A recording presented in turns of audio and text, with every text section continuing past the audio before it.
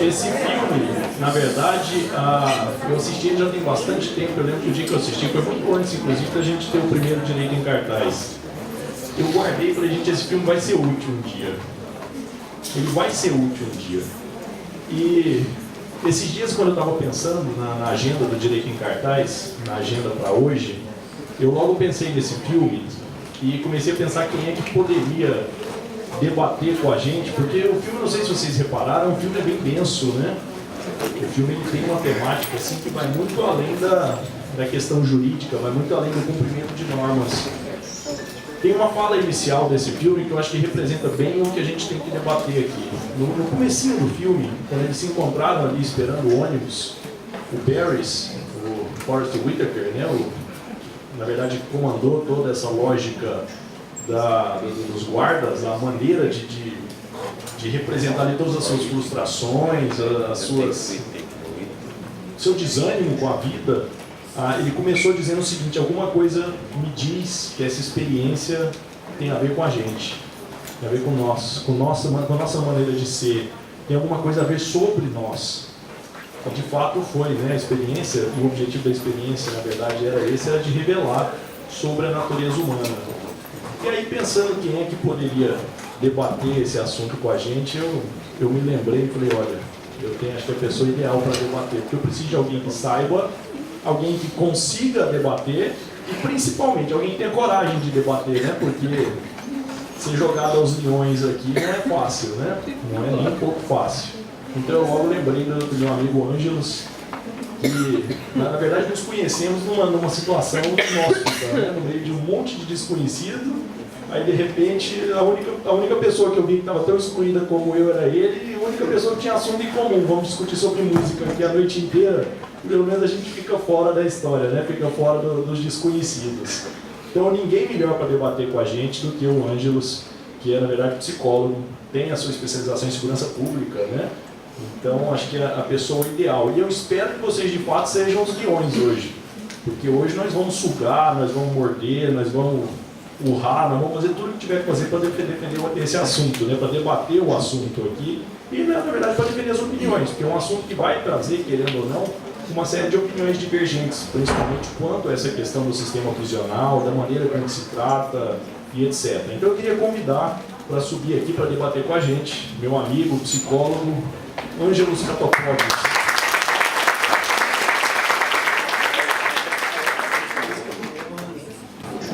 Só lembrando mais uma vez que a gente continua tendo a transmissão ao vivo, então nós já estamos ao vivo na internet. E lembrando a todos do auditório, quem está acompanhando a gente pela internet, da nossa página que eu anunciei no começo do debate, a nossa nova fanpage no Facebook. Essa fanpage vai ter todos os vídeos anteriores, inclusive os vídeos que estão faltando, os dois últimos e o de hoje, o Jorge já vai editar para a gente também, ou seja, mais uma incumbência que eu deixo de ter. Então, realmente a coisa está ficando mais simples para mim. Então, depois, para quem quiser acompanhar, o Jorge já me disse hoje também que nós vamos iniciar aqui um fórum de debates, né, nessa fanpage no Facebook. Então, a gente vai poder debater alguns assuntos polêmicos, vocês vão poder, inclusive, indicar filmes, assuntos, às vezes a simples temática para que a gente possa escolher um filme, escolher um debatedor para as próximas edições. Então, inclusive, a transmissão ao vivo, a partir da próxima edição, já vai estar postada também na nossa fanpage no Facebook. Então depois vocês curtam a fanpage para poderem acompanhar aqui, certo? É curioso, de vez em quando eu escolho os filmes baseado em alguns insights que eu tenho em sala de aula, e acho que as salas que mais me dão essa possibilidade de trazer esses insights normalmente são minhas salas de primeiro período. E há poucos dias eu tive assim, a grata coincidência de ter um trabalho de um outro professor que discutia a questão da redução da maioridade penal para 16 anos. E um grupo de alunos me procurou e falou: professor, a gente queria debater com o senhor essa questão da redução para que a gente possa utilizar alguns argumentos, porque o nosso papel é ser contrário a essa redução. Eu tenho uma posição muito clara quanto à redução. Eu acho que tem que reduzir a maioridade penal para 21 anos. Estou satisfeito se a gente chegar aos 21. E na hora que a gente debatia isso, eu lembro que no sábado passado, nós estávamos nesse mesmo auditório, eu estava dando uma aula aqui e debatendo esse assunto, e de repente no meio da aula me deu assim aquele insight, eu travei na aula e veio esse filme na minha cabeça na hora. Falei, gente, a gente tem um péssimo costume, hoje, principalmente nós, operadores do direito, de acreditar que o sistema prisional é a solução para tudo. Então o nosso discurso é sempre: precisamos de mais cadeia, precisamos de mais gente na cadeia, precisamos aumentar as penas, nós precisamos sempre mais excluir essas pessoas, nós precisamos jogar, e sempre com aquele discurso hipócrita de que o sistema prisional vai salvar alguém, de que o sistema prisional vai reabilitar alguém. A gente sequer chama o sujeito de prisioneiro, o sujeito é reeducando. Reeducando do quê? Qual é a educação que ele recebe? Eu fico pensando, e esse filme mostra isso pra gente muito bem, a pesquisa que foi feita, e essa é uma pesquisa baseada numa pesquisa verídica, óbvio que o filme em si não é a história real da pesquisa, mas a pesquisa existiu na Universidade de Stanford, na Califórnia, em Palo Alto, na Califórnia. A pesquisa mostrou uma coisa muito clara pra gente. O indivíduo em grupo, ele perde a sua noção de individualidade. Ele se leva pelo grupo.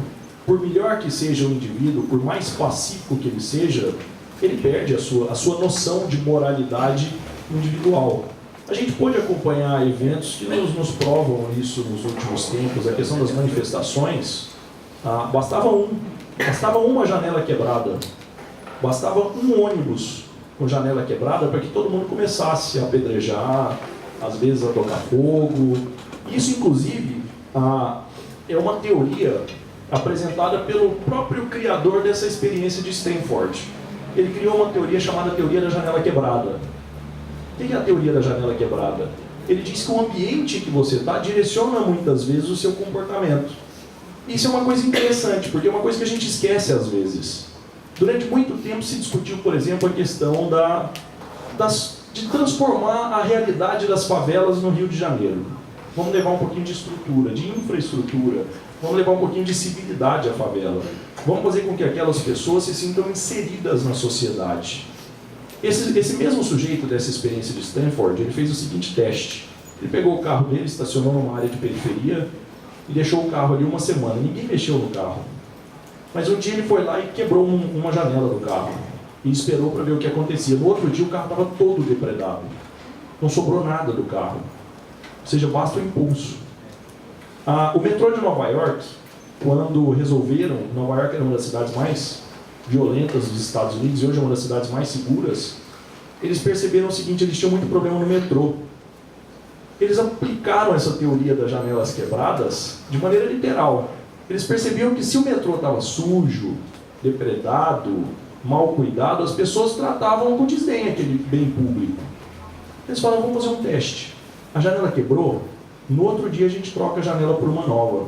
Porque se a gente deixa a janela quebrada, a gente induz as pessoas, e aí, obviamente influenciadas pelo ambiente, a agir de forma a depreciar aquele patrimônio.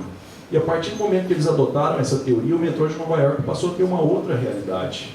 Ou seja, a realidade urbana, a realidade coletiva, a própria realidade doméstica, a maneira com que você vive na sua casa, a maneira com que você organiza as suas coisas, influi na sua maneira de se comportar. Quem dirá no presídio? Imagine, aqui nós estamos falando de um presídio experimental, e na história real, na verdade, esse presídio era o subsolo da Universidade de Stanford. Não estamos falando de um presídio real, ele foi montado no subsolo para dar impressão. Na experiência real, os guardas não eram obrigados a ficar lá 24 horas por dia. Eles podiam voltar para casa no final do expediente. Os presos não, os guardas podiam. Os guardas optavam por não voltar para casa, sem receber nada mais por isso. Eles optavam por ficar no presídio. Por quê? Porque ali a realidade deles era mais interessante. Ali eles podiam ignorar as frustrações que eles traziam de casa. Ignorar ou descontar. Agora percebam que os presos, em certo momento, também passam a se comportar como presos. O encarceramento faz isso com as pessoas. Ou seja, na verdade, acho que o grande resultado dessa experiência, e na verdade tem um trecho, acho que o início do filme, quando mostra toda aquela luta entre os animais, aquela luta por sobrevivência, né, nas selvas, mostra pra gente algo que eu costumo repetir sempre. Se você trata como bicho, bicho é. Se você acompanha o que acontece na realidade carcerária brasileira, você vai perceber que eles são tratados de maneira muito pior que qualquer bicho. Experimenta pegar uma cela daquela e colocar 2 cãezinhos lá dentro. Você vai preso, crime ambiental, inafiançável. Mas você pode pôr 2 seres humanos, 2 não. Numa cela que devia ter 2, tem 20. E isso não é problema nenhum. E a gente espera que aquelas pessoas se comportem, que aquelas pessoas se reeduquem ali dentro. Quais são as condições de reeducação que nós estamos dando? E pior, a gente quer mandar mais gente lá para dentro. E pior ainda, a gente quer mandar por mais tempo ainda. Nosso discurso é de que 30 anos é muito pouco. Eu já citei várias vezes aqui o exemplo da Noruega. O presídio onde foi preso o sujeito que cometeu aqueles atentados na Noruega é considerado o melhor presídio do mundo. Ele, inclusive, fica numa posição estratégica para ter uma vista linda do mar. Então, é uma coisa fantástica. Você tem a possibilidade tem estúdio musical para você gravar, tem uma área verde enorme, as celas são individuais, com cama, com televisão LED, com TV de alta definição, internet, você tem tudo lá dentro. E a gente acha isso um absurdo, é curioso. Se a gente repete o discurso do nosso ilustríssimo deputado, nós vamos ver que a única coisa de bom que tem no Maranhão é o presídio de Pedrinhas, né? Uma das coisas que esse estudo constatou é de que para que você exija respeito do preso, a primeira coisa que você precisa é demonstrar respeito. E o simples fato de você jogar o preso no nosso sistema prisional já demonstra uma completa falta de respeito. Então você não pode exigir o respeito de volta. O presídio da Noruega é uma estrutura cara, ninguém tem dúvida disso, não é barato. E aí alguém me corrigiu, eu falei o índice de reincidência na última aula, alguém me corrigiu, o índice de reincidência de homicídio lá é de 16%. Alguns outros crimes têm um índice um pouquinho maior. O índice maior é de 20%. O nosso índice em média no Brasil é de 70% de reincidência, o que significa de que cada 10 que vão, 7 voltam. 7 voltam. Agora na Noruega tem um detalhe. A maior pena que o sujeito pode pegar, na pior das possibilidades, é 21 anos. 21 anos sendo muito bem tratado. Porque é ali, sendo bem tratado, que nós vamos mostrar para ele os conceitos de civilidade. O que é ser sociável. O que é participar de uma sociedade civilizada, de uma sociedade racional. Depois dos 21 anos, ou dos 10, ou dos 15, ou dos 5, passado o seu tempo de pena, ele tem que provar que ele está apto a voltar à sociedade. Ele vai passar por uma junta que vai decidir isso. Se ele não estiver apto, ele pega mais 5. E ele vai pegando mais 5 até o dia que ele provar que ele está apto a voltar para a sociedade. Ou seja, a gente não precisa condenar o sujeito a 40, 50, 100, 200 anos. E não é só uma questão de estrutura, de limpeza. Óbvio que isso tudo pesa. Para quem conhece um presídio aqui, sabe que as celas do presídio são piores do que as jaulas do zoológico. São muito piores. As jaulas do zoológico recebem manutenção, recebem limpeza. O presídio não. E a gente gosta sempre de jogar a culpa para o outro, né? Mas os presos são porcos. Os presos são mal educados. Não, pera lá, de que forma a gente trata os presos? Não, mas os presos são presos que cometeram crime, exatamente. Mas o que é que você quer deles? Eles continuem cometendo crime ou que eles, de fato, sejam reinseridos na sociedade? Porque o nosso conceito de pena, que deveria ser a reintegração, na verdade está virando um conceito de vingança. E eu lembro que eu comentei, quando aconteceu o caso dos Nardoni, que aquele reality show fantástico que fizeram, né, com o caso, entrevistando o promotor, era quase o Pedro Bial, né? O promotor, quando dava entrevista, sem contar que as entrevistas deles eram tão lógicas quanto os discursos do Pedro Bial. Eram tão lógicas quanto. No final das contas, nós tivemos uma final de BBB, quando houve o julgamento, e o casal Nardoni foi o ganhador, né? Permaneceram lá dentro, né? Não saíram. Ou seja, vocês foram escolhidos por votação popular para ficarem aí. Mas se houvesse de fato uma votação popular, vocês sabem qual que seria a pena do casal Nardoni? Ser jogado da mesma janela. Se perguntasse à sociedade, a sociedade jogaria o casal da mesma janela. Porque o nosso intuito natural é de vingança, não é de reinserção. Por mais organizado que seja o sistema prisional norte-americano, o índice de reincidência deles ainda é de 60%. Sabe por quê? Porque eles adotam essa mesma lógica da imposição de poder, da questão hierárquica, da falta de respeito. Toda essa lógica é adotada no sistema prisional norte-americano. Então não é nenhum exemplo a ser seguido. A média europeia é de 50% de reincidência. Ou seja, o único exemplo claro que a gente tem de baixíssima reincidência é o exemplo da Noruega. Óbvio que nós temos outros casos em que a gente sequer precisa de presídios. A Holanda está privatizando os presídios dela. Aí já é uma questão de mudança cultural.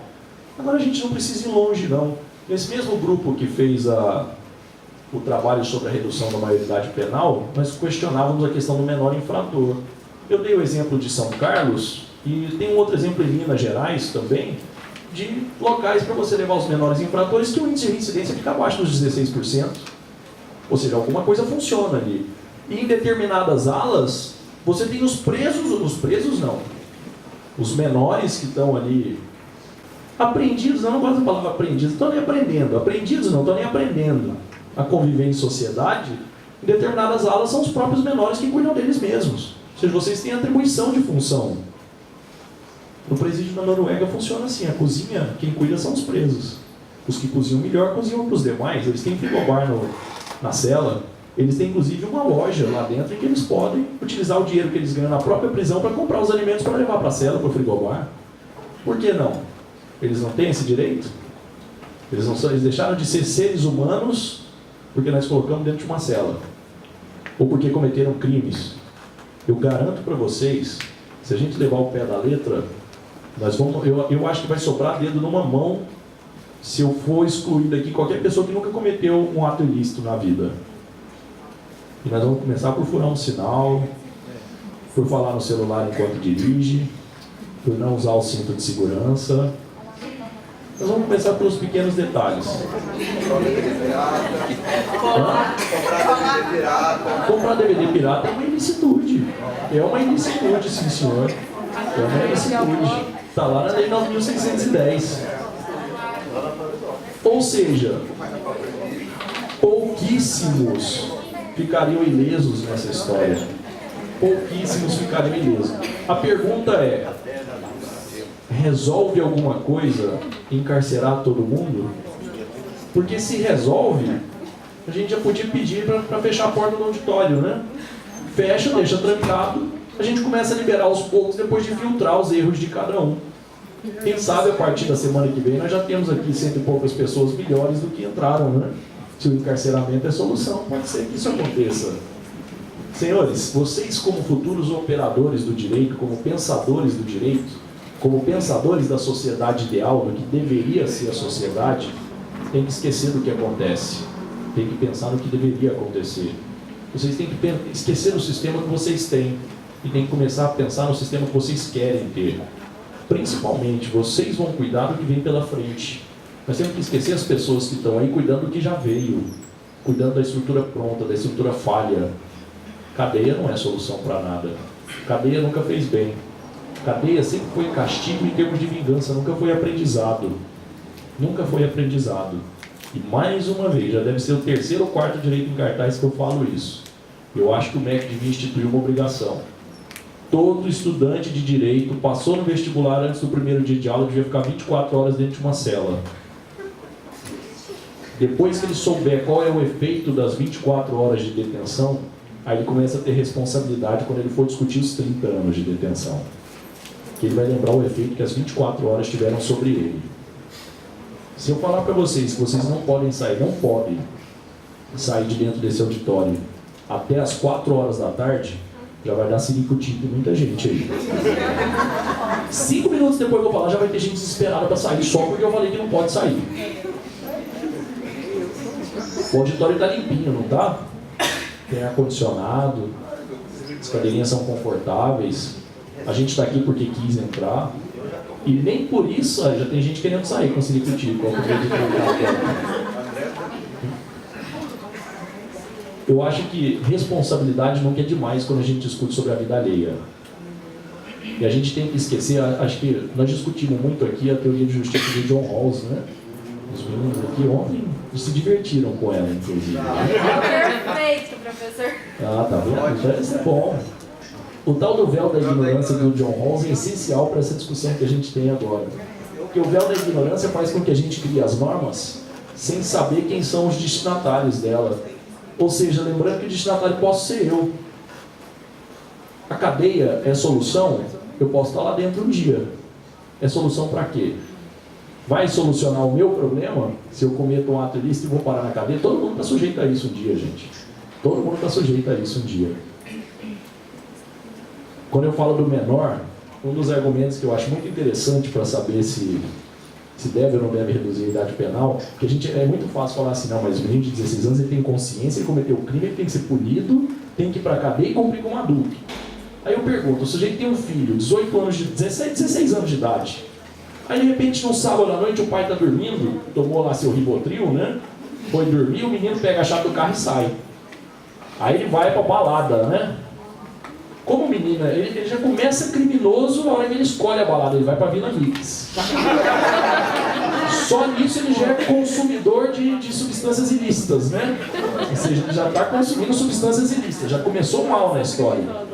Aí lá na Vila Mix ele enche a cara de Guaraná, né? Porque o menino de 16 anos não pode beber, não é assim? Não pode, não bebe nada alcoólico, bebe? Ele enche a cara, ele já não podia estar dirigindo. Já roubou o carro, já foi um furto, né? Já foi um furto.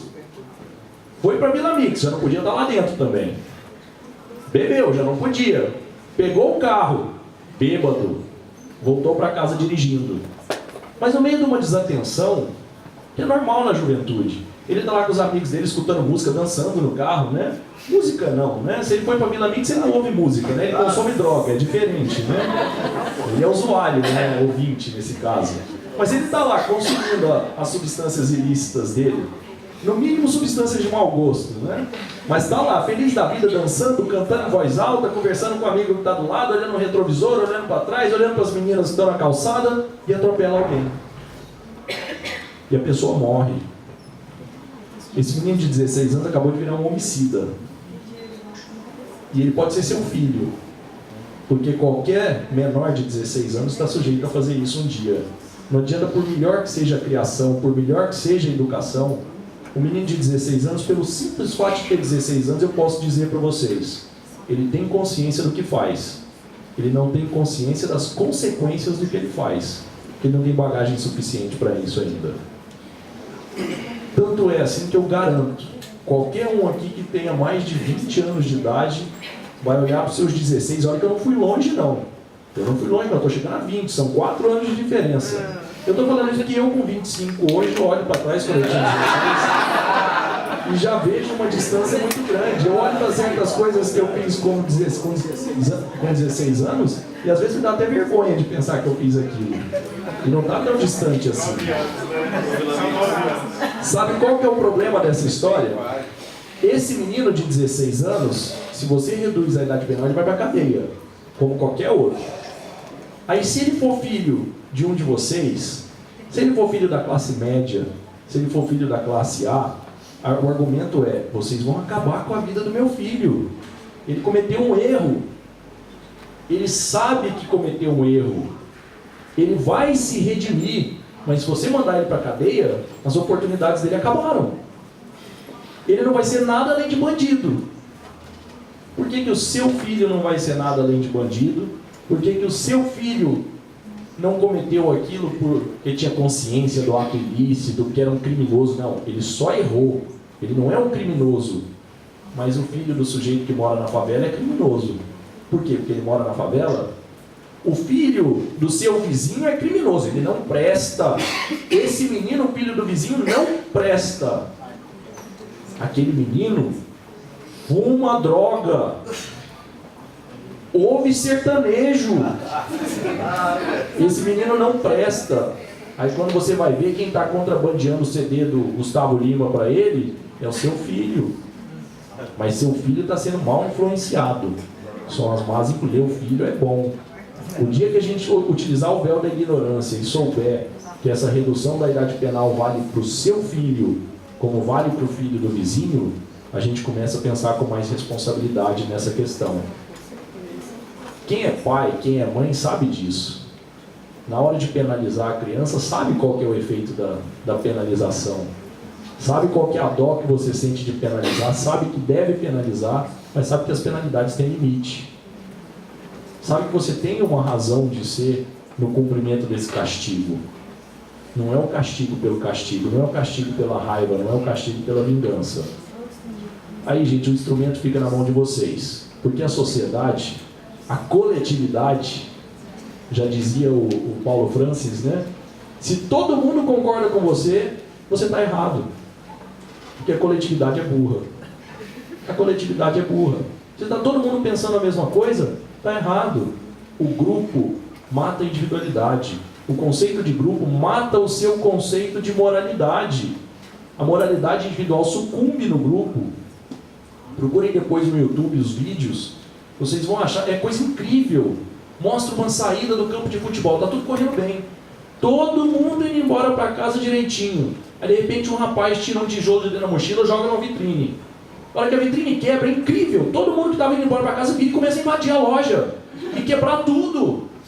Você fala, gente, que efeito é esse? Parece flash mob, sabe? Está todo mundo andando quieto, basta jogar o negócio. No outro minuto, a loja foi tomada. Aquelas pessoas que estavam indo embora para casa resolveram que não vão mais embora para casa. Elas agora viraram todas delinquentes. Gente, a pergunta é: que sociedade vocês querem? E como é que vocês querem tratar essa sociedade? Porque uma coisa a gente percebeu aqui: se nós vamos continuar excluindo as pessoas, eles vão passar a ser maioria. E aí a sociedade é dos excluídos. Aí sabe quem vai ser excluído dessa história? Nós. Se a gente continua encarcerando e formando essas pessoas nessas universidades do crime, quem vai passar a ser encarcerado, se é que já não somos nós. Somos nós. Então a solução não é essa. Sem contar que é muito fácil, né? Nós estamos aqui discutindo a realidade social do bairro Nobre, né? Nós estamos aqui discutindo a realidade social de onde é organizado, de onde em tese tem um mínimo de segurança, mínimo pelo menos a gente tem. Nós não vimos a boca de fumo e o traficante armado na esquina de casa, né? Então, vamos tentar lembrar disso. O sujeito que mora na favela, sem qualquer infraestrutura, sem qualquer atendimento do poder público, você pode exigir dele inserção da sociedade? Inserção na sociedade? A sociedade não inseriu ele ainda. Ele está com a janela quebrada. Se ele está com a janela quebrada, a tendência é de que ele queira quebrar o resto. Mas eu também só estou aqui falando um monte de bobagem para dar tempo para vocês pensarem em algumas coisas, porque de fato eu quero escutar o que o Ângelos tem para dizer para a gente, né? Eu estou aqui curioso para escutar, não quero falar mais nada não. Agora vocês pensem no assunto e eu vou só apreciando o debate de vocês. A bola é sua.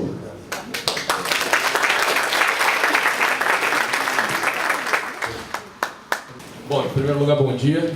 Bom dia. Gostaria de agradecer o convite que o Frederico fez. Quando eu crescer, eu quero falar igual você. Quero uma ideia, consegue falar 15 minutos, trazer várias variáveis e montar a ideia perfeita. Estou muito agradecido e honrado de estar aqui. E, a princípio, o Frederico entrou em contato comigo e falou: Ângelo, eu queria que você fosse ao Nejup conversar com meus alunos. Eu falei: eu sou psicólogo. Mais um motivo. Se alguém precisar uma pergunta de direito, então... Não, na verdade, acho que ninguém está precisando hoje de psicólogo. Professor, é mais na semana de prova, né? Esse é meu cartão no final. Muita gente sabe. E o Fred falou: poxa, eu quero polemizar no sábado de manhã. Eu comecei a ficar mais confortável, porque polemizar não envolve resolver nada, sem criar mais problema. E, em particular, eu gosto muito desse filme. Esse filme foi um dos maiores problemas que a psicologia já teve, quanto à ética, né? Stanford hoje já é conhecida como uma das maiores faculdades de psicologia que a gente tem no mundo, e mesmo assim, o pecado foi ela quem cometeu. E eu queria saber um pouquinho de vocês, como é que vocês reagiram a essa experiência. Se alguém de vocês puder falar alguma coisa, para eu ter uma ideia mais ou menos do que vocês estão vendo. Assim, que eu trabalhei na agência prisional uns 4 anos, entendeu? E deparei com muita realidade que o filme passou pra gente aí, né? Algumas vezes, esses 4 anos que eu fiquei dentro do presídio, eu cometi também, assim, podemos dizer assim, a gente cumpre pena junto com o preso também, entendeu? Porque você dá uma escala 24/72 ou 24/96, você passa a ter muito também, assim, você começa a encher você de um certo pensamento dele, ideias deles, você acaba absorvendo alguma coisa e leva dentro da sua casa às vezes. Tipo assim, gíria demais, palavras coloquiais, e às vezes até afeta o seu emocional, você entra num sistema assim, às vezes na mente, e um confinamento diferente também. E o filme mostrou isso, e o que o Frederico falou, às vezes o presídio não é somente isso, é pior do que isso, né? Onde você dissipa perna, dissipa pênis, né? Etc. E vai pior do que isso aí. Bom dia, primeiramente. Olhando o filme, assim, é um pouco engraçado, porque quando a gente entra logo no curso de Direito, a gente tem, assim, se depara com o Direito Penal, aí o professor, inicialmente, né, ele já fala pra gente, o direito é a última ratio. É a última opção que o Estado tem para poder disciplinar o ser humano. E uma segunda situação, o professor de Direito, filosoficamente falando, aqueles olhos brilhando dele, ele vira e fala assim, o Direito Penal ele visa punir a ação e não o ser humano. Só que a gente presencia muito o contrário. Olhando o filme, para quem já pôde visitar um presídio, presenciar, como nosso colega aqui, até trabalhando também, você vê assim, são animais que estão lá dentro. E o que mais me preocupa, não só a questão do que acontece lá dentro, é porque o presídio ele tem uma questão que seria de reeducação, mas o que acontece lá dentro com relação ao tratamento de animal, a estrutura psicológica que é alterada do indivíduo lá dentro, é até aquela teoria, a famosa experiência dos ratinhos, né, colocados na gaiola, acaba interferindo do lado de fora. Eu até convido os colegas aqui, quem não tiver, por exemplo, a oportunidade, quem não tiver, assim, digamos assim, um espírito para poder comparecer até o presídio, faça assim. No domingo tem a visita dos presidiários, aí vocês vão lá pro Terminal Araguaia, que é do lado do Céu da AB, quem quiser já pode até curtir um pouquinho lá o clube, vocês vão e pegam 580 ou qualquer ônibus que sai lá do Araguaia. São as mulheres que vão fazer a visita para os seus companheiros, as mães, os filhos e tudo mais, e vocês ficam do início da viagem até o final. Vocês vão ver que o comportamento criminoso, a atitude irracional, digamos assim, até mesmo o comportamento agressivo, ele não fica lá dentro só, ele sai. Porque são as mulheres falando do que elas vão cometer do lado de fora enquanto eles estão lá dentro. São elas ensinando para os filhos como que eles devem ser. Ou até mesmo falando assim, não, vocês têm que comportar igual o pai de vocês, tem que ser macho. Tem que comportar desse jeito, agressivo e tal. É engraçado, porque não fica só lá dentro, isso sai. Ou seja, toda aquela estrutura que deveria ser de reeducação, na verdade é uma transformação em animal. Porque as pessoas lá dentro e as de fora também são imbuídas desse mesmo espírito, desse ranço. E aquela coisa, a pessoa ela entra, por engano ou não, ela acaba saindo de lá de dentro. Às vezes ela comete apenas um leve, digamos assim, um furto simples, às vezes até para se alimentar, coisa do tipo, e ela sai de lá uma criminosa até pior. Acaba prejudicando, no final das contas. Eu acho que refletiu a seleção natural também, não só tanto no cárcere como na sociedade também. Ocorre a seleção natural, só que lá dentro de forma exacerbada. Natural ou artificial? Nós somos os donos da razão a princípio, né? Nós não, você. Será que nós somos melhores que os macacos?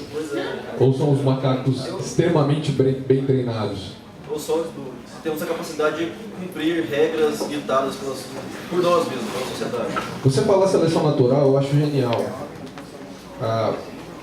Pegar um pouquinho de Michel Foucault, ele vai falar de como organizar uma sociedade. A princípio, pega meia dúzia de cara que está fora da regra, fala, não, põe aquele barco ali e tira o remo. Voltar mais tarde, pessoal. Os piores, por que não ensinar a sociedade? Vamos pegar 4 cavalos, amarra um braço, uma perna, né? Puxa o cavalo, pô, não conseguiu arrebentar, não. Pega mais um cavalo ali, uma faca, dá só um pique na perna aqui que solta. Né? E aí a sociedade toda reunida. Eu acho que não é bem o que a gente quer mais. Né? Funcionou durante um bom tempo. Principalmente o tempo onde não tinha muita gente na Terra. Então você podia mandar esse cara para longe e ele, esse é o problema dele. Né? Não estou aqui para avaliar a justiça. Você resolveu o problema do grupo. Né?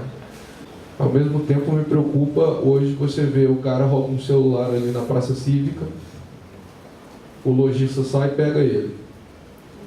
Do jeito que o lojista pegou ele, a população junta e lincha.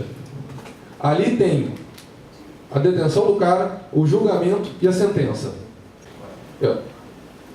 Não tem cavalo aqui perto, mas se tivesse, eu acho que o pessoal podia usar. Né? E isso é complicado. Eu estou falando com alunos de direito. Eu imagino que vocês tenham uma ideia um pouco mais tranquila sobre isso. Não vamos ficar usando porrada na galera. Eles discordam dos cavalos, tá? Dos cavalos, não. Ambiental, verdade. Vocês me perdoam, eu sou psicólogo, eu estou meio fora dessas leis ambientais. Mas se puder fazer isso, a própria sociedade puxando, aí quem sabe? Aí pode ser cabo de força. Tá rolando, né? Cabo de força. Tá amarrar a galera no poste. Depois a gente vê o que faz com eles. E isso é complicado, porque o que você está ensinando pro cara quando você está batendo nele? Se vocês pesquisarem nos presídios a formação desse pessoal, se não me engano, o último trabalho que eu vi, 86% não tinha ensino médio. Eu acho que essa é uma variável interessante. Por mais que eu também não goste muito do sistema educacional brasileiro. Mas não ter nem ele, eu acho que é mais complicado ainda.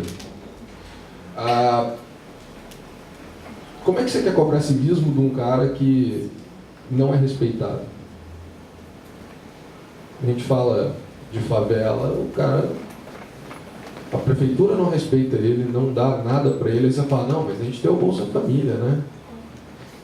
Bom, você está pagando a sua culpa. Já que você não faz nada, dá um trocado para ele, dá um café para ele. O cara tem como sair dessa condição? Porque se a gente fala de classe média, classe A, você fala, poxa, não. Quem quer se vira. O Brasil é a terra da oportunidade. Olha uma laranja ali, vende, fez um dinheirinho, já está fazendo suco de laranja, já você é dono da Del Valle. Não é bem assim que acontece. O cara lá na favela ele não vai ter essa oportunidade. E ele precisa do Bolsa Família, sim, ele precisa. Mas eu acho que mais do que a bolsa que ele está ganhando, ele está precisando de oportunidade. Né? E a gente veste o véu, né? O problema não é meu, né? O problema eu não estou na favela. Né? Eu acho complicado isso. Eu acho engraçado, eu vim para cá hoje pensando e só lembrava de Thomas Hobbes, que ele fala do medo da morte violenta, que é o único medo que nós temos. Se resume todos os medos nesse. E é um dos fatores que a gente começou a criar leis. No estado de natureza plena, como primata, tenderíamos a um alfa que coordena um grupo. Então era bom você nascer já com o potencial de ser grande e forte. Caso você não fosse, questionar alguma coisa implicaria em você morrer ou você matar quem está falando. E em situações para a sociedade começar a crescer, até onde esse alfa não daria conta de manter a estrutura. Aí você pensa, poxa, essa menina aqui é tão bonitinha, eu vou namorar com ela. Né? E ela gosta de você, você gosta dela. Aí chega um cara com 2,15 de altura, 150 quilos de músculo, aí ele fala, pô, bonita sua namorada, hein, cara? Vai ficar complicado, acho que você vai ficar meio chateado se ele resolver pegar ela. Aí você fala, não, mas ela não quer. Ele ainda tem 2 metros e 150 quilos. Acho que ela não vai ter muita opção. Não. Foi sempre um cara que não está animado, né? Leva os dois. Então a gente começa a acreditar em alguns conceitos, por exemplo, monogamia. Não cobiçarás a mulher do próximo é uma boa regra para você conseguir viver com alguém. Porque a hora que o cara grandão chegar, você fala, ô bicho, o testamento lá, não cobiçarás a mulher do próximo. Vamos ficar na boa, arruma pra vocês. Isso ajuda a gente. Vocês pensam comigo, por que a gente paga imposto? Alguém aqui, levanta a mão quem gosta de pagar imposto. profissão. Por que a gente paga? Obrigado. Não, no fundo vocês acreditam numa segurança que o Brasil te dá também. Na verdade, espera a benfeitoria dele. Você paga. Você não liga para a polícia quando estão entrando na sua casa? Se você não tiver essa polícia, como é que você faz? Você paga esperando o retorno. Você esperando não que funcione, mas você espera o retorno, sem dúvida. E aí você faz, você mantém a monogamia, você paga imposto e o resto da sua vida inteira que você faz, na verdade, para ter mais segurança e estar vivo no mundo. Todo esse processo, na verdade, ele vem de um processo de educação. De repente você começa a acreditar de fato que você não pode mexer com a mulher do seu amigo. Eu achei legal a manifestação. Manifestação do ano passado, né? O Brasil na rua. No final, quando entrou o Black Bloc, já tinha uma galera aqui nessa sala que já estava torcendo para a polícia, não tinha? Quem aqui não curtiu o Black Bloc? Levanta a mão. 2 pessoas? Vamos largar de timidez? Quando o pessoal começou a depredar o patrimônio público. Quem não curtiu? Isso. Por que incomodou vocês? Aquilo. Depredação. É parte do meu dinheiro. Aí não é manifestação, é depredação. Vocês estão lutando contra a política, não? O que tem a ver manifestar com depredar? Eu concordo.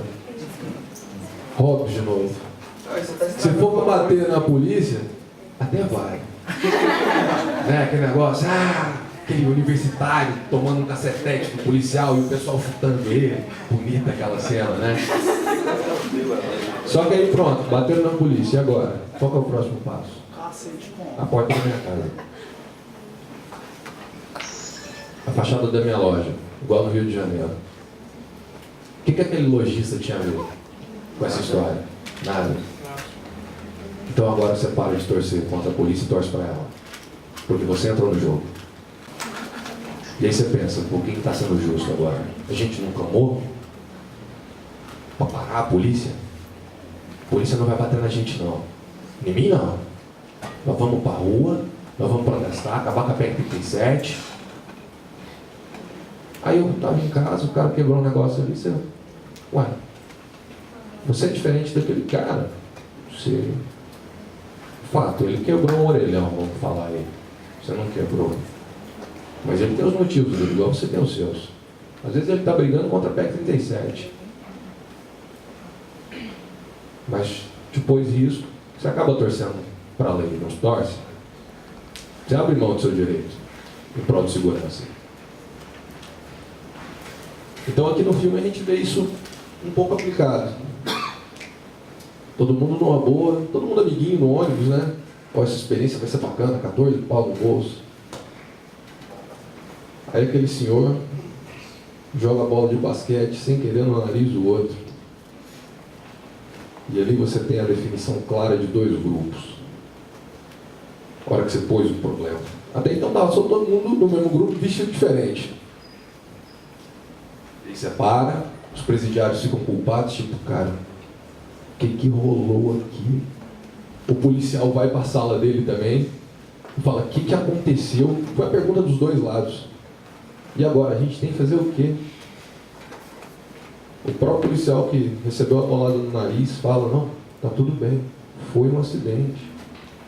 Começa a ideia, não, a gente tem que punir. Isso é uma pesquisa, a gente não pode deixar, que aí no caso, aquela luz vermelha virou Deus, né? A gente esperava por ela. Absolutamente. Luz vermelha. E acabou. O tanto que o Barris falava o tempo inteiro, olha lá, Luiz. Acendeu? A luz não ia deixar, morreu. Não ia deixar morrer, morreu. Mas ela não acendeu. Esse exemplo é legal. A luz não acendeu. O cara morreu. O que o Barris falou? Proporcionalidade. Eu sou justo. E apontou para a luz para todo mundo. Eu estou seguindo a regra. Regra que ele utilizou, que ele adaptou, porque o experimento tinha uma regra específica. E aí ele pega, depois dos problemas que ele está tendo com o presidiário, e fala, olha, a gente não está conseguindo controlar. Eu, quando novo, tive uma experiência que não podiam bater em mim também, que é bem similar, mas ele humilhava a gente, e a gente aprendeu. Então ele trouxe a experiência dele. E ele julga justo, tanto que ele está vivo naquele momento. Pô, fui humilhado, não morri, né? Eu me sinto uma pessoa melhor hoje, eu aprendi alguma coisa. E aí ele começa a humilhar todo mundo. Ele foi justo? Para ele foi. Para vocês foi? Na verdade, ele fala que agiu com proporcionalidade, mas é claro que não, né? Porque Quem mediu a proporção foi ele. na verdade, ele caiu, né? A pancada e ele levantou na hora. O máximo que ele sentiu foi alguma dor e já o rapaz com a paulada, ele morreu, né? Então, que proporcionalidade há nisso? Mas, pera lá, só uma dúvida que eu fiquei agora. No nosso sistema prisional é exatamente isso que a gente faz. O sujeito entra na sua casa e às vezes furta a sua televisão e vai embora. Aí, proporcionalmente, a gente pega ele e deixa o sujeito 10 anos na penitenciária. É bem proporcional, não é? É bem proporcional. Chega a ser justo, né? Poxa, levou a minha televisão. Fora a genialidade. 10 anos para o cara entender que não pode roubar uma televisão. Vamos supor que ele tivesse de castigo no quarto dele. 10 anos. Não precisa nem ser na realidade. Não precisa ser preso, não. Fala, não, fica no seu quarto aí 10 anos. Igual criança. Não vai adiantar. Para nós é proporcional, né? Para nós é proporcional. É vingança. É vingança. Você tem que pensar... por que acontece? Eu preciso mostrar para vocês que toda decisão é tomada por alguém, não por uma sociedade. Igual o Barry fez. No grupo dos policiais, ele emergiu como líder. Igual o 77 emergiu como líder dos presidiários. Ele toma a decisão, o grupo aceita. Porque ele foi eleito pelo grupo. Né? Até que no final entra a revolta, o pessoal não quer apoiar ele. Em contraposição, 77, todo mundo adorou ele. E foram uma porrada com os policiais. Mas até certo ponto, né? Se a gente for parar para observar, o 77 chega uma hora que as pessoas preferem não correr o risco por ele. É muito curioso, na experiência real, tem um relato sobre isso que é bem interessante. Realmente tem uma cena da Solitária, onde eles colocam o revoltoso líder dos prisioneiros na Solitária, e o sujeito que faz no filme o papel do Barry, na pesquisa original, vai até os prisioneiros e fala, olha, a partir de agora vocês têm a opção de liberar o cara. Só que para liberar o cara, eu vou tomar os cobertores de todos vocês por uma noite, vocês vão dormir sem cobertor. Eles optaram, não, se é uma noite só, deixa ele lá. Amanhã ele volta, tá tudo bem, a gente não fica sem cobertor. Até a questão da liderança tem essa questão esse conceito abstrato de justiça, né? Ele vai pegar a liderança, na verdade, no final. Os policiais falam que ele é o líder, mas ele ainda não é. Ele é o líder, na verdade, quando ele foge da caixa. Ele acabou se transformando em líder por ter sido martirizado, né? E por ter defendido. No caso, não lembro o nome do rapaz, que foi abusado sexualmente, né? Ele começou defendendo o amigo diabético. E aí depois, quando ele defende o outro, e de fato, ele mostra força quando ele bate no policial, aí sim ele se tornou líder. Naquele momento, até o cara que tinha uma ideia antagônica dele falou, não, bicho, agora nós vamos juntos. Né? Mas aí é a demonstração de força do darwinismo que nós discutimos agora, porque ele tinha duas opções. Sucumbir naturalmente ou ser o mais forte. Sim. Ou ser o mais forte. Até porque ali ele está numa situação onde as regras já não imperam mais, não no conceito coletivo. As regras foram individualizadas. Então ele chega a um ponto de que a sobrevivência dele depende de uma lei natural. Por que o Barris... Na verdade, o Barris foi o dono daquilo, inclusive para os presidiários até a revolta. Tanto que os presidiários ficavam assim, bom, a gente vai reclamar com o 77, mas deixa ele falar primeiro. Qualquer coisa a gente arrega, né? O Barris tomou conta daquilo. O 77 só toma o poder quando, de fato, as pessoas veem o poder dele, quando ele já está espancando alguém. E eles já estão fartos. E aí eles transferem o poder do Barrys, que passa a ficar em minoria, para o 77, que agora é maioria. E essa é uma característica legal do grupo também. Eles não são muito fiéis ao seu líder, assim, em absoluto, certeza. Dependendo do jogo vira. O que acontece no grupo aqui também. De acordo com o que acontece, né? Porque se você está com uma vantagem, eu gosto de apoio o líder. Quando você vê que o jogo está virando, você já não deixa que uma pessoa... Você está com 30 policiais. 15 cidadãos cometendo um ato ilícito. Vocês estão armados. Beleza. Acho que você consegue ter coragem de peitar ali e apoiar o seu lado. Você está com seus 30 policiais na praça cívica, na manifestação. Você vai levantar o cacetete? Não, sou brasileiro também. Estou aqui para protestar também. Para proteger os protestantes. Proteger os protestantes. Se fosse 15 alunos, igual na USP, usando maconha. Talvez maconha fosse um negócio feio, né? Talvez fosse suficiente até para você, de próprio punho, dar um tapa na orelha dele para ensinar ele a ser homem. Tudo é a relação onde o poder está. Não estamos falando se é certo ou errado fumar maconha. A questão é que é dado para você um poder. Você consegue controlar ele? Por favor. Em meu ponto de vista, a revolta foi provocada tendo ocorrido no 77, porque a sua honra foi infringida. Ele sofre o menoscabo. E a partir desse momento, toda a ordem jurídica cai por terra, porque a honra é fundamental, é a dignidade humana. Então, a partir desse momento, ele teve que agir, porque ele se encontrou em uma situação de vida ou morte. A honra deve ser defendida com a mesma afinco, com a mesma força de quem se encontra entre a vida e a morte. Foi desonrado, revolta foi a solução. Como é que funciona esse conceito de honra para vocês aqui? Hoje não está muito na moda, hoje é uma... Na verdade foi mais a sobrevivência. Uma consideração que eu ia fazer. Na verdade, na situação que ele estava, eu acho que ele não estava muito preocupado com honra, não. Já tinha passado esse degrau. Ele estava preocupado em estar vivo mesmo. Eu te faço uma pergunta muito simples. Você está com fome agora? São 11h30. Está com fome? Supondo que você estivesse com fome. Alguém está com fome, só para usar? Você está com fome. Então vou aproveitar o nosso professor. Você está com fome. Se eu pegar um sanduíche ali agora, jogar ele no lixo, você come? Agora não. Um lixo bem sujo. Um lixo de banheiro.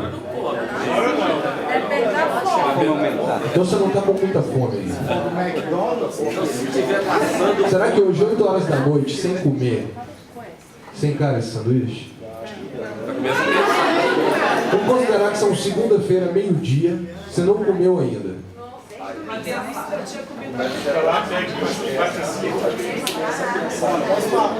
Mesmo que o sanduíche tenha estragado, porque já tem 3 dias. Mas você só tem essa opção.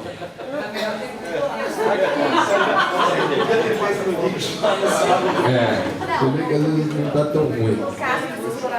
O que aconteceu com esse cara foi isso. Ele já estava no 6º dia. A honra dele vinha sendo batida há 6 dias. Onde ele aguentou, ele segurou, ele falou, não, eu não vou agredir uma pessoa aqui. No começo da entrevista dele, você viu ele se apresentando, né? Você tem alguma base religiosa? Ele não. Não é bem uma resposta, né? As pessoas ficam intermediárias, algumas não. Eu acho por mim. Essa pergunta, na verdade, estamos querendo pegar algumas variáveis, tipo os 10 mandamentos, que eu acho que está na cabeça pelo menos de 90% aqui, tendo religião ou não. Não é muito bonito sair matando as pessoas, roubando, tanto quem tem o curso de direito para ver se controla isso. E o cara fala, não tenho nada. Mas mesmo assim ele fala, eu acho por mim. E ele não acha certo agredir as pessoas. Tanto que ele questiona com o 17. Né? Ah, eles estão batendo na gente e tal. Não, acho que a gente é mais evoluído que isso. No final, o que valeu? Toda a base moral dele. Bom, bicho, se eu não agir, eu vou morrer. E aí ele vai e age. Né? E começa a revolta toda. Só que todos ali já estão cansados também. 6 dias dentro de um complexo prisional ali. Sem direitos civis. Paga 10, paga 10. Né? Teve um coitado ali que foi abusado sexualmente. Que opção ele teve contra? Ele pode falar, fuck you, né? Aí amarraram ele num cano, vedaram a boca dele e ele foi espancado. Até quase concordar. Tem uma questão do filme que os policiais, eles pegam e isolam um grupo de detentos, porque quando eles começam a unir, eles percebem que a força deles como presidiários são maior do que a dos policiais. Aí os policiais pegam e colocam em cela individual. Ou seja, eles estão percebendo no filme que aqueles revoltosos em grupo, eles têm mais força que os policiais que estão com poder. Então essa é uma parte que chamou a atenção do filme. De fato tinha? Acredito que Não, sim. né? Eles não tinham armas. Os policiais eram o mesmo número.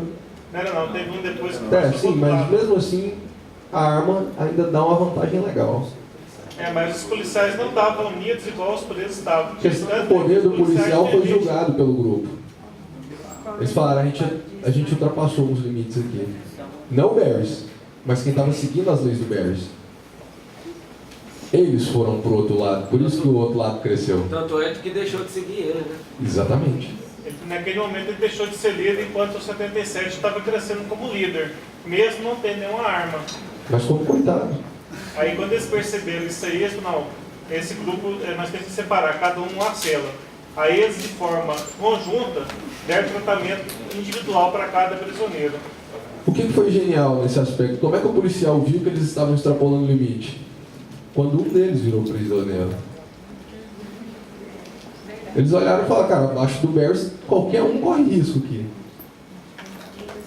Eu percebi também que os policiais, na hora que eles perceberam que o que estava liderando lá como alfa, o que estava lá assumindo, eles também ficaram um pouco intimidados. A partir do momento que aquele que foi pegar a insulina foi espancado, os outros ficaram com certo receio. Você é doido, você é louco.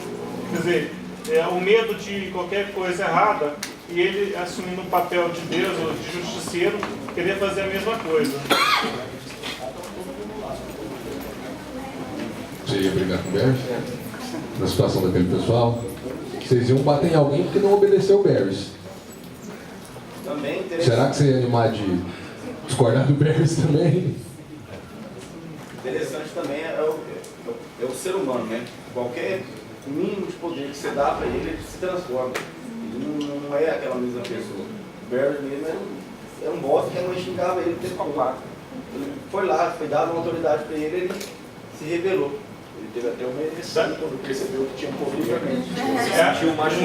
Seria uma síndrome do falso poder. Você sabe com quem você está falando? Quer dizer, todos estavam na mesma condição ali. Eu vou fazer um comentário até singelo, né? Mas eu já até tinha passado o tema, né? Com relação a ser representante de sala. Todo mundo da turma faz uma reclamação.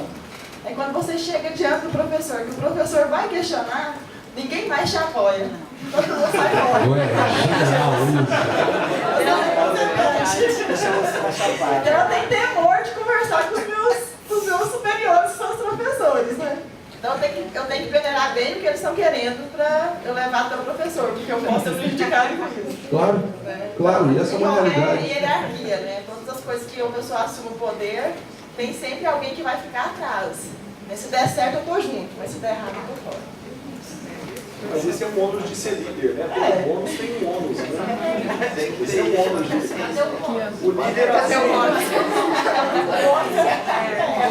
É interessante porque o líder assume às vezes essa função de líder, de ser identificado como líder, mas ele assume também o ônus de ser líder. Então a gente percebe isso na história, né? Os grandes líderes foram grandes enquanto dava certo e foram decapitados quando deu errado. Ou seja, são os primeiros, exatamente. Ou seja, na história eu acho que não existiu um grande líder que teve só bônus. Nem Jesus Cristo. Nem Jesus Cristo. Até hoje, né? Até hoje tem gente que não quer pegar no pé do cara para falar que ele não era nem santo, nem mais filho de Deus. Ou seja, não existe líder unânime, não existe líder que dá certo para sempre.